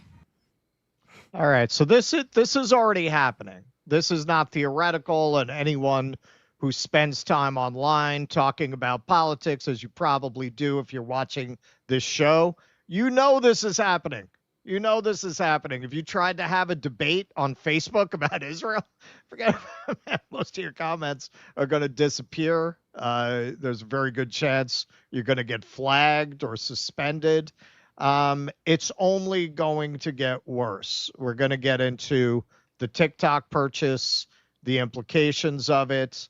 It's pretty scary, man. Like, you have both HBO and Paramount releasing October 7th propaganda films on October 7th, both under the aegis of the same owner, Larry Ellison, who is the biggest donor to the IDF. It's going to get ugly out there, man. It's going to get ugly. Like it already is. You ain't seen nothing yet. And the fact that Netanyahu is so confidently and brazenly talking about TikTok as if it's theirs already, because it is, which again we'll get into on the other side. This is what's happening. You're getting these Zionist billionaires who are consolidating control over media and social media. And he's meeting with these influencers who are willing soldiers who really don't care about the ethics of it. And a lot of them, I'm sure, are true believers. That Lizzie fruitcake, she's definitely a true believer. The money is just a bonus for these people. A lot of them would probably do it anyway. Du Rousseau, he's probably just a whore. But in the end, it's the same effect. Now, the real question is, when you're peddling a narrative that is so contrary to the overwhelming opinion of the public, can that stand? Can that stand? I mean, look, we're not Jimmy Kimmel fans here, but it was pretty instructive that in the end, these companies that pulled them off the air backed down. And that wasn't even like an enormous protest. It wasn't like a crazy protest. They got a protest, they got some boycott threats, and they backed off. So I don't feel this is hopeless, but going back to what we were saying in the last segment, there's a time to set aside our differences, all hands on deck. We need to fight back against what they're trying to do, because make no mistake, they are trying to create a hermetically sealed pro-Zionist media environment where you cannot express dissent. Yeah, that she says only 1 out of every 3 Jews who experience anti-Semitism online reported, as if that's a low number. It seems like a very, very high number. Right. 1 out of 3 people who have a problem with something they read on social media or report it. That seems really high. It seems really high. As someone who sees offensive shit all day, I never report anything. So think about that. 1 in 3 people who are offended by something actually take the time to call the manager and ask for censorship. Yes, that's a very censorious culture. Right. And yeah, it's one that they are obviously looking to enforce. Yes. All right, so we're doing TikTok now? You got to give me a minute, because actually I'm at my video limit. All right. Race car, thanks for the $20. Like Megyn said, listening to Do Dissidents is like getting sweet nothings in our ears. Thank you, Race car. Appreciate that very much. Peter Monahan, Gator Pete, thanks for the $50. Let's have a cowbell for Gator Pete. Back at you, Vito, in my prayers every day. Oh, that's great. October 7th, I get my implants back. Been on a liquid supplement since June. of last year's, up to 145 pounds, starting at 86 post-surgery. Wow, doing SRT rope climbing 4 times a month. So hopefully I'll be able to climb towers again. That's amazing. Wow. Good for you, man. Keep up, and thank you very much for your generosity. And yeah, keep that going. That's amazing. Just Trash says, sorry, no, we'll meet in the middle. That's a right-wing trap. They know that the middle means capitalism. Anti-capitalism is a litmus test. Yeah, I don't say you have to agree with people. You can't argue your position. But I'm just talking about the brutality with which we tend to treat each other. It's just not. It's not going to go anywhere, but in a bad direction. Because the society will just collapse at this rate, is the point I'm trying to make. And that favors the capitalist. If anybody. SRT, single rope technique, vertically ascending. That's amazing stuff, Peter. Thank you very much. I would explain it, but it would cost me $1,000. Yeah, no worries. No worries. We got you. Thank you, man. Appreciate that. Cubist Cosmonaut says, I really appreciate you guys for showing the things you do and the intelligent conversation around it. You truly help me keep my sanity. Thank you. Well, thank you. Thank you. Appreciate that very much. All right, what else we got over here? We got over on Rumble. Thanks, Megyn Kelly, says $1 Million Trooper, for letting us know Trump independently decided to toss BB salad. Thank you. Vianticus Prime says, just like the Oswald bullet was a miracle of physics that could make the entry wound be explosive, the Robinson bullet is equally miraculous in being able to inflate a shirt without hitting it. Yeah, I saw Jimmy cover some of those alternate theories, and yeah, I think some of them are plausible, for sure. James Lee was 255, right? Yep, that's right. Vianticus Prime says, I guess what I'm trying to say is the Building 7 shot Charlie Kirk, shot JFK, and sunk the Lusitania. Ex-Barbarian says, and now Keaton pro-Zios own the bulk of U.S. media. This is nuts. Israel, a foreign country, owns the bulk of U.S. media. The First Amendment is over, folks. Doc Durkin says, great show, new book to put on the radar, Western Marxism, how it was born, how it died, how it can be reborn by Domenico Lacerto. It critiques the idealism and utopianism that plague Western Marxism. Thank you for that. All right, are you ready? I'm going to be going to my first communist country soon. There you go. That's going to be interesting. Yeah, I'm ready. All right, go ahead. All right, so as you might have heard, this week we were rescued from the scourge of China, Chinese data collection. We've been rescued. TikTok is now safely in American hands, according to J.D. Vance. All credit goes to the Secretary of the Treasury. Couldn't have got it done without Scott. Also couldn't have got it done without Sean Cooksey on my team, so thanks to them. The company will be valued around $14 billion.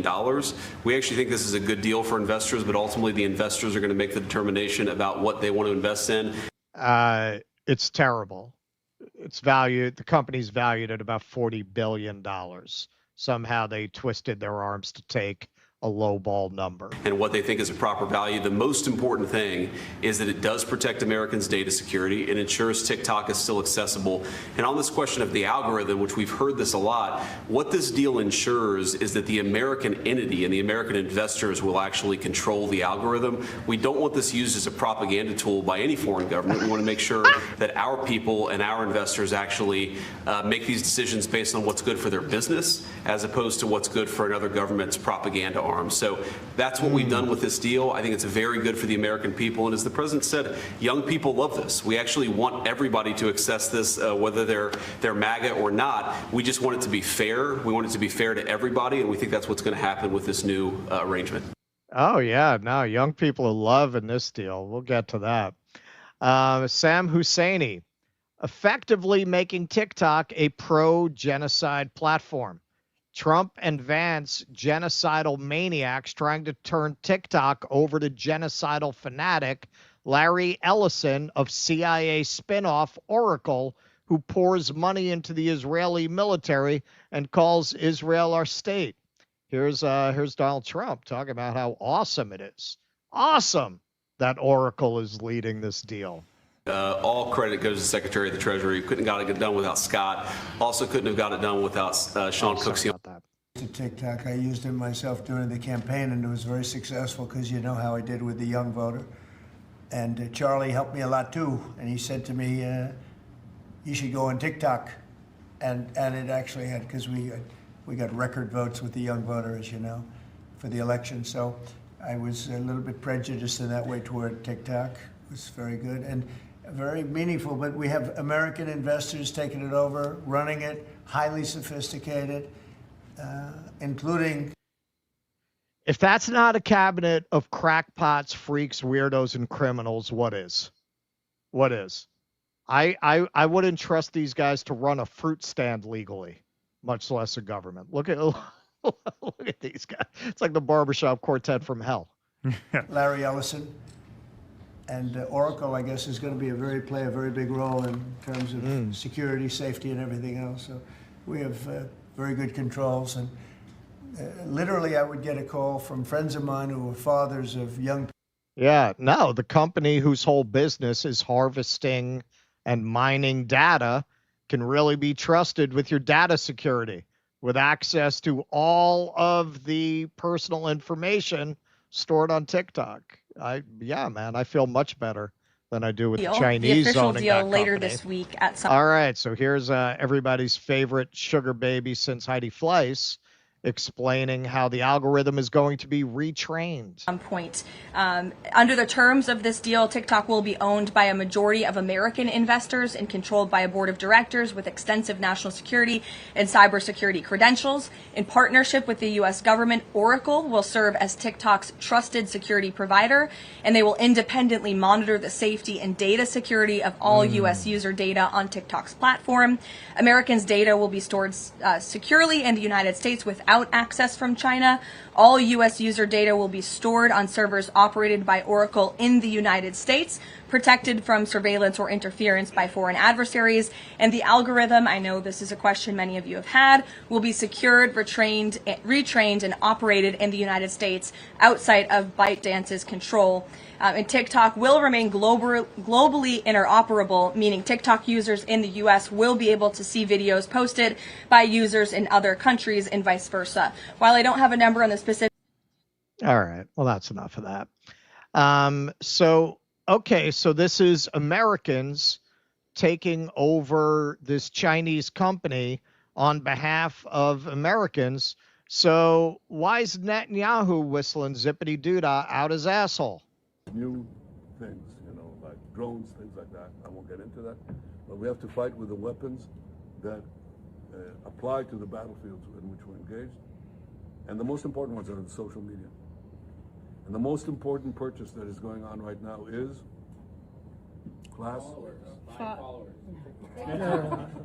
TikTok. TikTok, number one. And I hope it goes through because it can be consequential. So what does he care? If TikTok is not being run on behalf of Israel, why would Netanyahu see the purchase of TikTok as beneficial to Israel? Why would he care one way or the other if a deal on TikTok goes through if this were not being done for Israel? But of course it is being done for Israel. This is WikiLeaks. Israeli-aligned billionaires seize TikTok in battle for U.S. narrative control. The White House has announced that the forced sale of TikTok will be finalized this week. The new ownership, led by Larry Ellison, the largest individual donor to the IDF, will take control of U.S. user data and the algorithm, which the White House says will be retrained.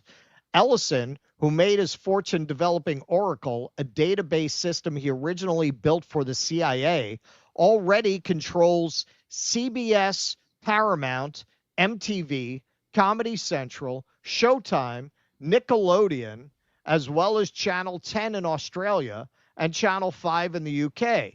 Ellison is also expected to finalize control over Warner Brothers Discovery, including CNN, HBO, and the Discovery Channel before the end of 2025.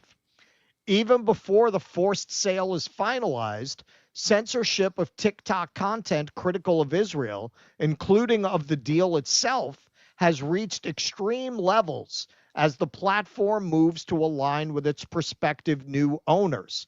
Fox, a Murdoch asset, is also seeking to join the Ellison consortium. a move that could enable cross-promotion between Fox and TikTok, further tightening the Israeli-aligned information bubble. Disapproval of what Israel is doing in Gaza has risen to 60% of the U.S. population, nearly double the approval rate of 32%. The U.S. still has over 3 years of Trump left. Israeli-aligned Jewish billionaires, don't tell Megyn Kelly they said that, control OpenAI, Google, Meta, Facebook, Instagram, WhatsApp, Palantir, CBS, HBO, and most of Condé Nast. Reddit, Vogue, The New Yorker, Wired, GQ, Vanity Fair, as well as numerous Hollywood studios, regional papers, and radio stations. Well, that's nothing to worry about. Here's the guy. Here's your new king of all media here, Larry Ellison, being asked about his ties to Israel. What is your connection to Israel? Well,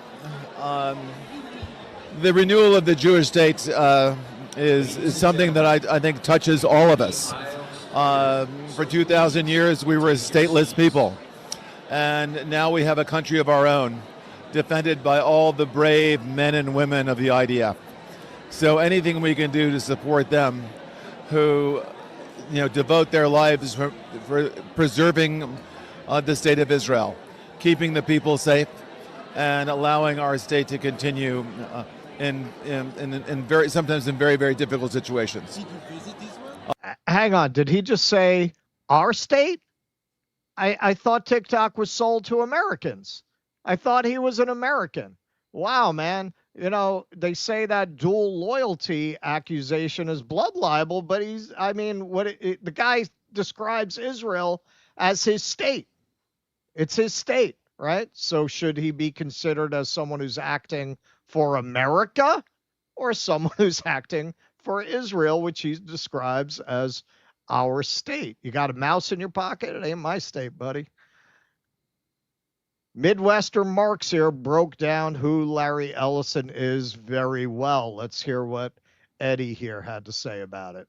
Look at one of the men who's going to be taking over TikTok. This is Larry Ellison, the owner of Oracle Software Company. Ellison is the second richest man on earth, and he's part of a group called Friends of Israel Defense Forces that raises money for the Israeli military. Last year, Ellison gave them their largest donation in history, giving $16.6 million directly to the IDF. And recently, his company decided to build a data harvesting center, not in America, where he's a citizen, but in Israel. The company's CEO, Safra Katz, on the other hand, is an Israeli citizen who will now have access to your personal data. So much for China harvesting our data, right? I guess the media was worried about the wrong foreign power. And just this year, Ellison was accused of suppressing or firing pro-Palestinian voices at his company, or even those who are just critical of the Israeli assault on Gaza. CEO Safra Katz even said, for employees, it's clear, if you're not from America or Israel, don't work here. This is a free country. Unless you criticize Israel, then no freedoms for you. During COVID, Larry Ellison invited Netanyahu to vacation on his private island while the rest of us were locked in our homes. And there are even some unconfirmed reports that he offered Netanyahu a seat on Oracle's board of directors. So Larry Ellison taking over TikTok is about as close as you can get to Netanyahu himself taking over TikTok. But on the bright side, it's an honor to know that these guys probably have a file on me somewhere after harvesting the data of pro-Palestine voices. They wouldn't be going after TikTok this hard if they weren't worried about the education that we're spreading on this app. They're actually scared of what we're doing here, guys. Let's go. Okay, well, ending on a hopeful note there, which, hey, I think he's got a point. If everyone overwhelmingly doesn't want to use the app, what happens? We know these people will run things at a loss, but how far can they go with that before it hurts their bottom line? Now, if you want to get an idea of what the future looks like, we're already there in many ways. If you look up USS Liberty on TikTok now, you get facts about the Holocaust. That's what you get. That's your instant response. This is your favorite guy who I think he's primarily on TikTok, but not for much longer, maybe. TikTok's new free speech policy is restricting videos that discuss how Charlie Kirk turned on Netanyahu and Zionist influence.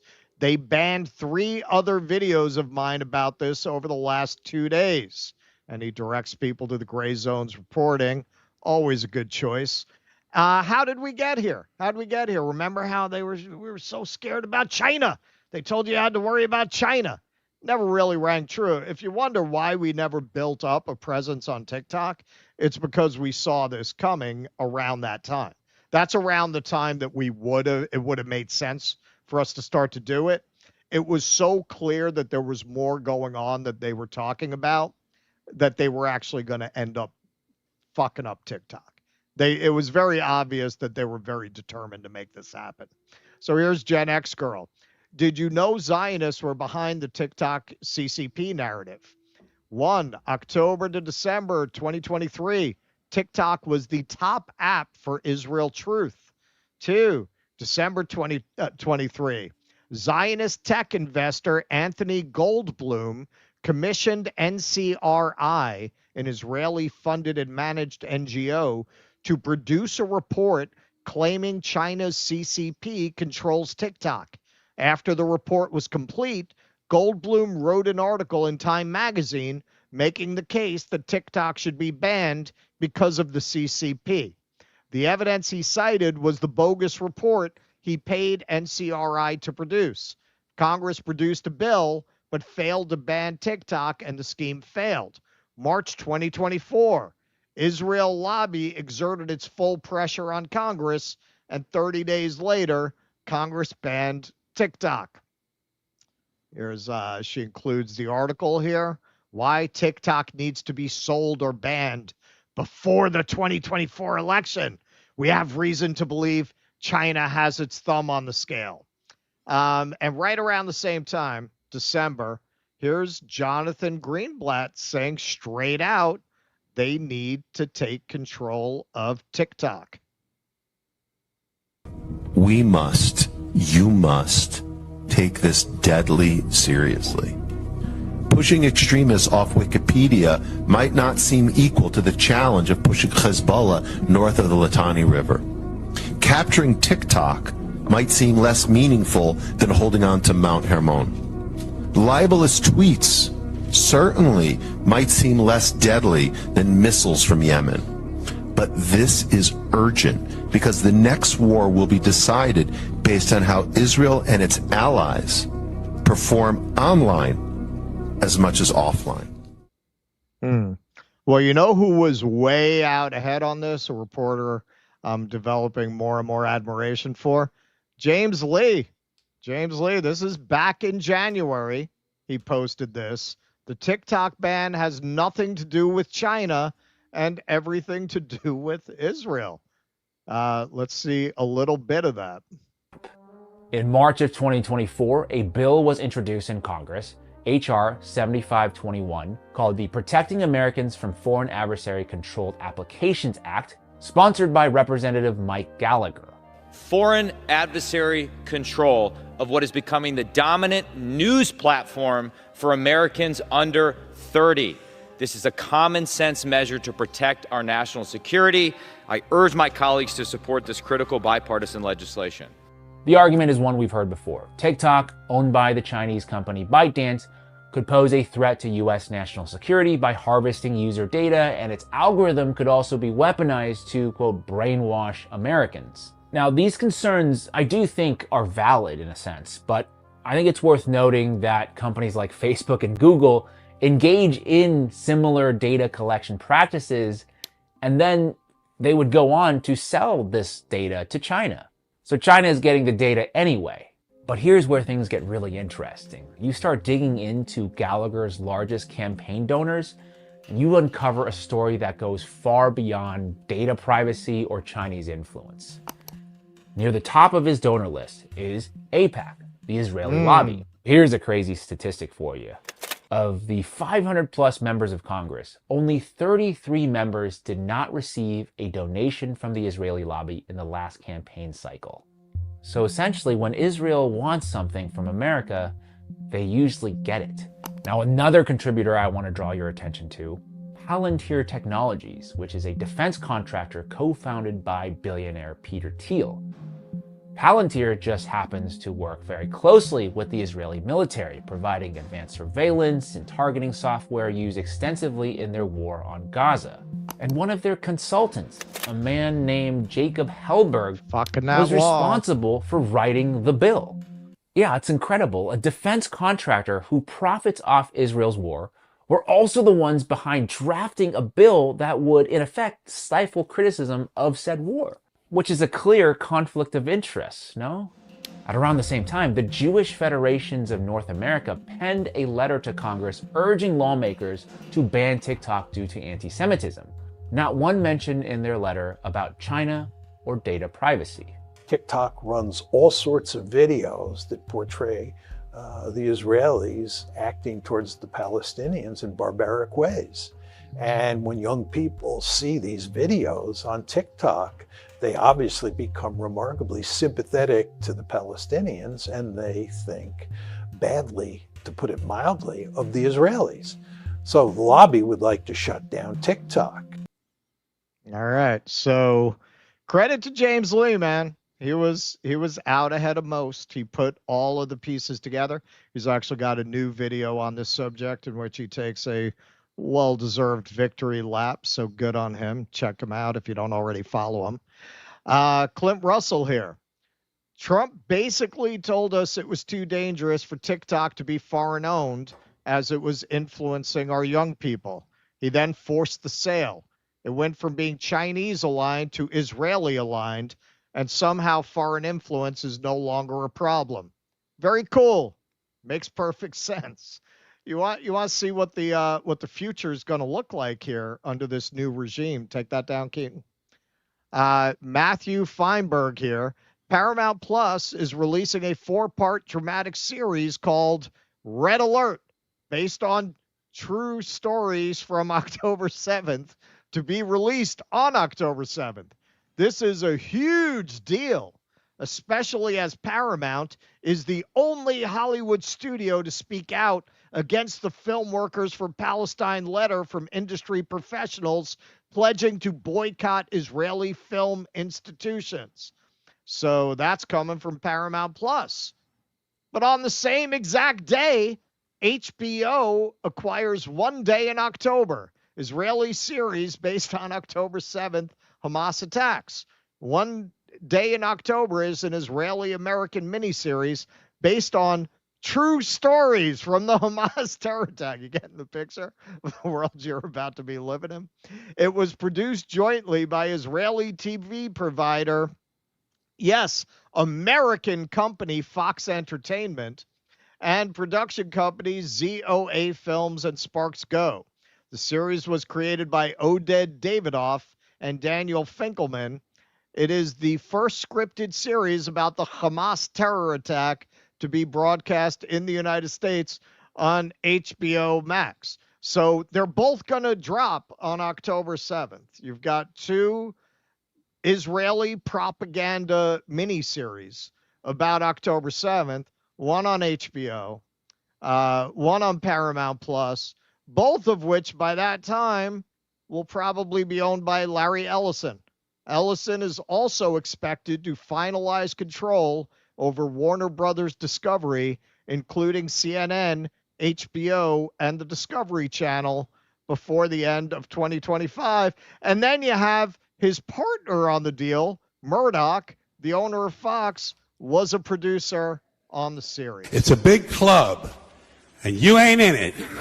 That's right. You are not in it. So listen, man. I've seen some in the chat speculating on our politics or Marxists or not. I'm not going to speak for Kate, and I'll speak for myself. I'm for what works.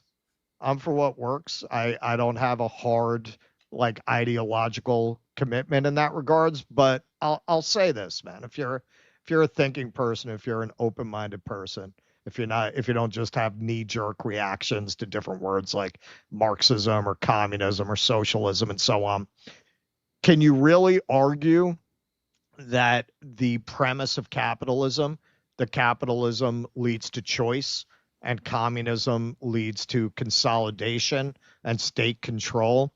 Is that holding up for you? Is that argument holding up for you? Because it's looking more and more like capitalism is bringing us to the world that they told us communism would, a world of state control, lack of choice, where you've got all of these mediums serving a certain political narrative, and you really don't have any options, right? Look at this. You're going to have two different companies dropping competing pro-Israel narratives about October 7th, owned by the same person and produced by his co-investors in TikTok. Isn't this what they told us communism would look like in essence? That you'd have a very small, corrupt clique essentially forcing state propaganda on people. So you want to talk about the problems in communism or Marxism. I think there's plenty to talk about there. But you cannot say that a lot of what Marxists and communists said capitalism has not been borne out. Essentially, Lenin argued that in the end, what freedom you think you have, you're not going to have, because the capitalists are going to buy the courts and the politicians. And there goes your freedom of speech. There go your political rights. You don't think we ended up there? Now, that's not necessarily an argument for that vision or that system. That's a separate conversation. But you cannot argue that this system, this theoretical capitalist system, has not collapsed into many of the things that they warned you communism would be, and many of the things that Marxists told you capitalism would ultimately lead to. We are there. This system clearly doesn't work. And for anyone who's going to say, well, this isn't real capitalism, well, you make fun of people when there are failed communist states and they say that's not real communism. No, this is real capitalism, and it inevitably leads to consolidation. How could it not?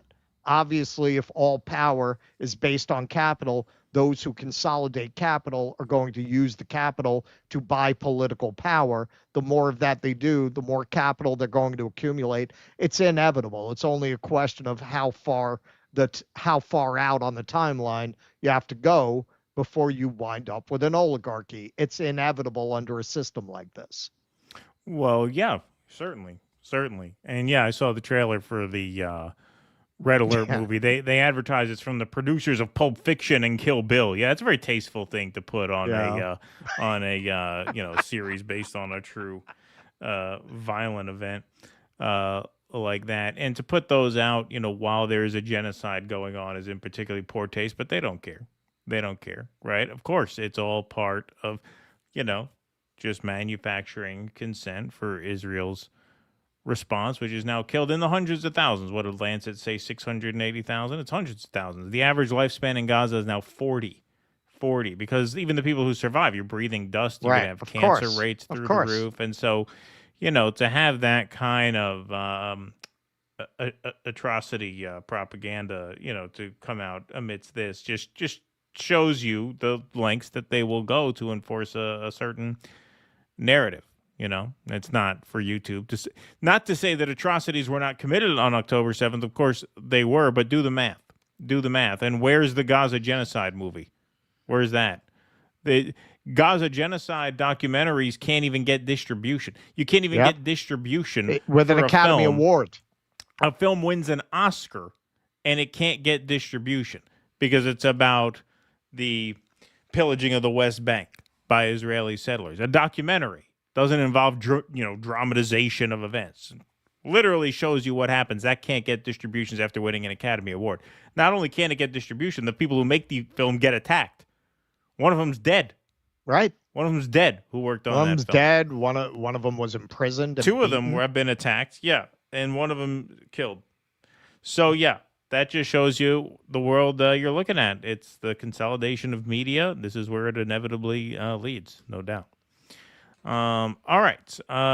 So, folks, I just want to take a brief moment. It is Q&A night, Sunday night, is Q&A night, and that's coming up next. If you would like to join us as a caller, you can do so by becoming a member. DoDissidents.com/Patreon, DoDissidents.com/Substack, or DoDissidents.com/locals. We're supposed to have QR codes, but they didn't make us a QR code. It's supposed to have a QR code that I could share on the screen. Yeah, I saw that. Yeah. I made it, but it didn't save properly. I don't know what the hell is wrong with it.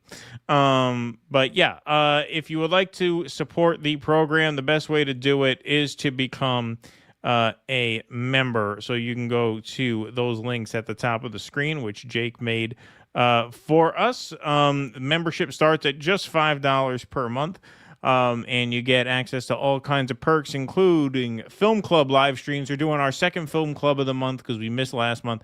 It's going to be on Tuesday night, 8 o'clock. We will announce the film on Tuesday at showtime. So that's coming up this week. You also get post-game live streams. You also get ad-free live stream replays of every stream emailed to you the day after they air. So if you miss a show live, you get to watch it back free of ad interruption on the following day. That gets emailed directly to your inbox, and the goodwill of supporting independent media. You get your name on the scroll. You also get a credit at the end of our upcoming Uhuru documentary. Starts at just $5 a month. It helps tremendously to keep this show afloat. So thank you all very much for your support. Baby Ethernet says, thanks for attending Netanyahu's satanic pep talk. Brad Gilbert, if APAC has your cell number, your cell has Pegasus. There you go. The banality of vocal fry influencers. That's right. Good one, John Trevino. Appreciate that. John Smith says, just Russ, cross-legged and balls vulnerable. There you go. That's Christina Suazzo says, please don't insult Heidi Fleiss. Thank you for that donation, Christina. Appreciate that. David Santucci says, glad to know TikTok's data will no longer be controlled by foreign adversaries, just domestic adversaries working for a foreign government. That's much better. Thank you, David. David. The arc of the universe is long, but it bends towards justice. Yeah, there you go. Why do people in American United States refer to the Communist Party of China as CCP? Well, I think they mean Chinese Communist Party, right? Yes. That's what that stands for. Yeah. Right, that's the sort of dismissive version of it. So it's not, to me, it's people who have a certain reverence for China say CPC, and then the ones who like to smear them say CCP. Right? I think that's the way it goes. That's how I understand it. Blanco LA says, never forget a superhero documentary narrated by Keith David where he said Lex Luthor went from being an evil mad scientist to an evil ruthless businessman in the 1980s. Companies own countries. Thank you for that. Brad Gilbert says 07 movies to prove how dumb official narrative is. I would like to actually watch one of them to see what it is. I feel what like is I would that? have to. No, so those upcoming series. Those upcoming series. I feel like I should watch. I mean, we're gonna have to because we're gonna cover it. Well, I got to watch the. We're gonna have to see that one battle after another too, because it's very relevant. I mean that's like in 9 days. Yeah. So we're definitely covering it. Megyn Kelly herself said that billionaires would use their influence to use their capital. Enjoyed the rant, Russ. There you go. Thanks, Thank Tusker. you. The return of Tusker. The return of Tusker. That's right. Also note no See, other we land. we didn't chop her up and leave her in a ditch. Yeah. No People other were land was starting to made get before suspicious. October 7th. That's true. It was. Yes, that was made in 2020. That movie was shot. Yes, 5 years ago. Yes, good point, David. Appreciate that. All right, here. What do we got? Let's see. Professor Brown notes says Phase 1 genocide, Phase 2 algorithm intensification time. Obviously, will it work? Not betting against it, but hopefully Russ and Pape is right. Albakid says, Rumble censoring my rants. Tried twice to make suggestions for what could ask Milikowski to stop, like stealing Palestinian homes, unaliving their women and babies, starving and mocking them. Furrows Queen says, there's an Italian coffee shop in my town, and someone made a comment referring to them as the foreigners, and the wife called the police for hate crime. I get called fat. It upsets me, but I don't complain. Yeah, there you go. Don't call the manager. Young people, says Albu Kid, who won't love TikTok for long if Israelis and boomers run it. The original algorithm is a big part of why it works. Yes, that's true. I have to imagine that's true. Good point. Hamhawk says, watching another hypersonic missile test off the coast as I listen. At least I think it's a test. I hope. 3 Tom the Bomb, thanks for the $10, says, if you hear the call for truth and justice, join the American Communist Party. The bell tolls for thee. All you have to fear is fear itself. The future will belong to the working class. ACP.US. 007 Angelo says, I'm sick of the human paraquats of Israel. I'm watching the Big Lebowski. Yeah, Walter's spitting facts about the rules. Love you, JOOs, because you guys could speak the truth. As a Gen Xer, Russ is my spirit animal. Thank you for that. Well, thank you. Vienticus Prime says, you see the thing about words like communism. You see, the thing about words like communism, socialism, and capitalism is they don't really mean anything specific. Everyone wants you to believe they do, but they don't, says Vienticus Prime. What else we got over here? The Raw Bear Network says 1 day in October versus 2 years of genocide. Thank you, Raw Bear Network. Appreciate that.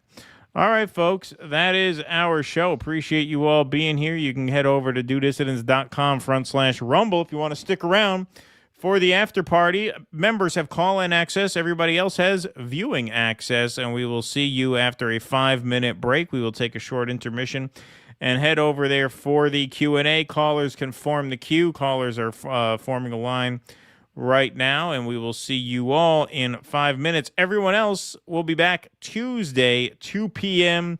Eastern with the main show. In the meantime, thank you to the YouTubers. Thank you to the Rumblers. Thank you to the mods for keeping the peace in the chat. If you'd like to join for the Q&A, the link is on the screen right now. DuDissidents.com/rumble takes you right to this stream. Jesse just posted the link in the YouTube chat as well. Thank you for that, Jesse. Appreciate that. We'll see you guys all on Tuesday if you're not sticking around for the Q&A. Until we see you again, thanks for staying up with us tonight. Be safe and be well. Courage! Please clap.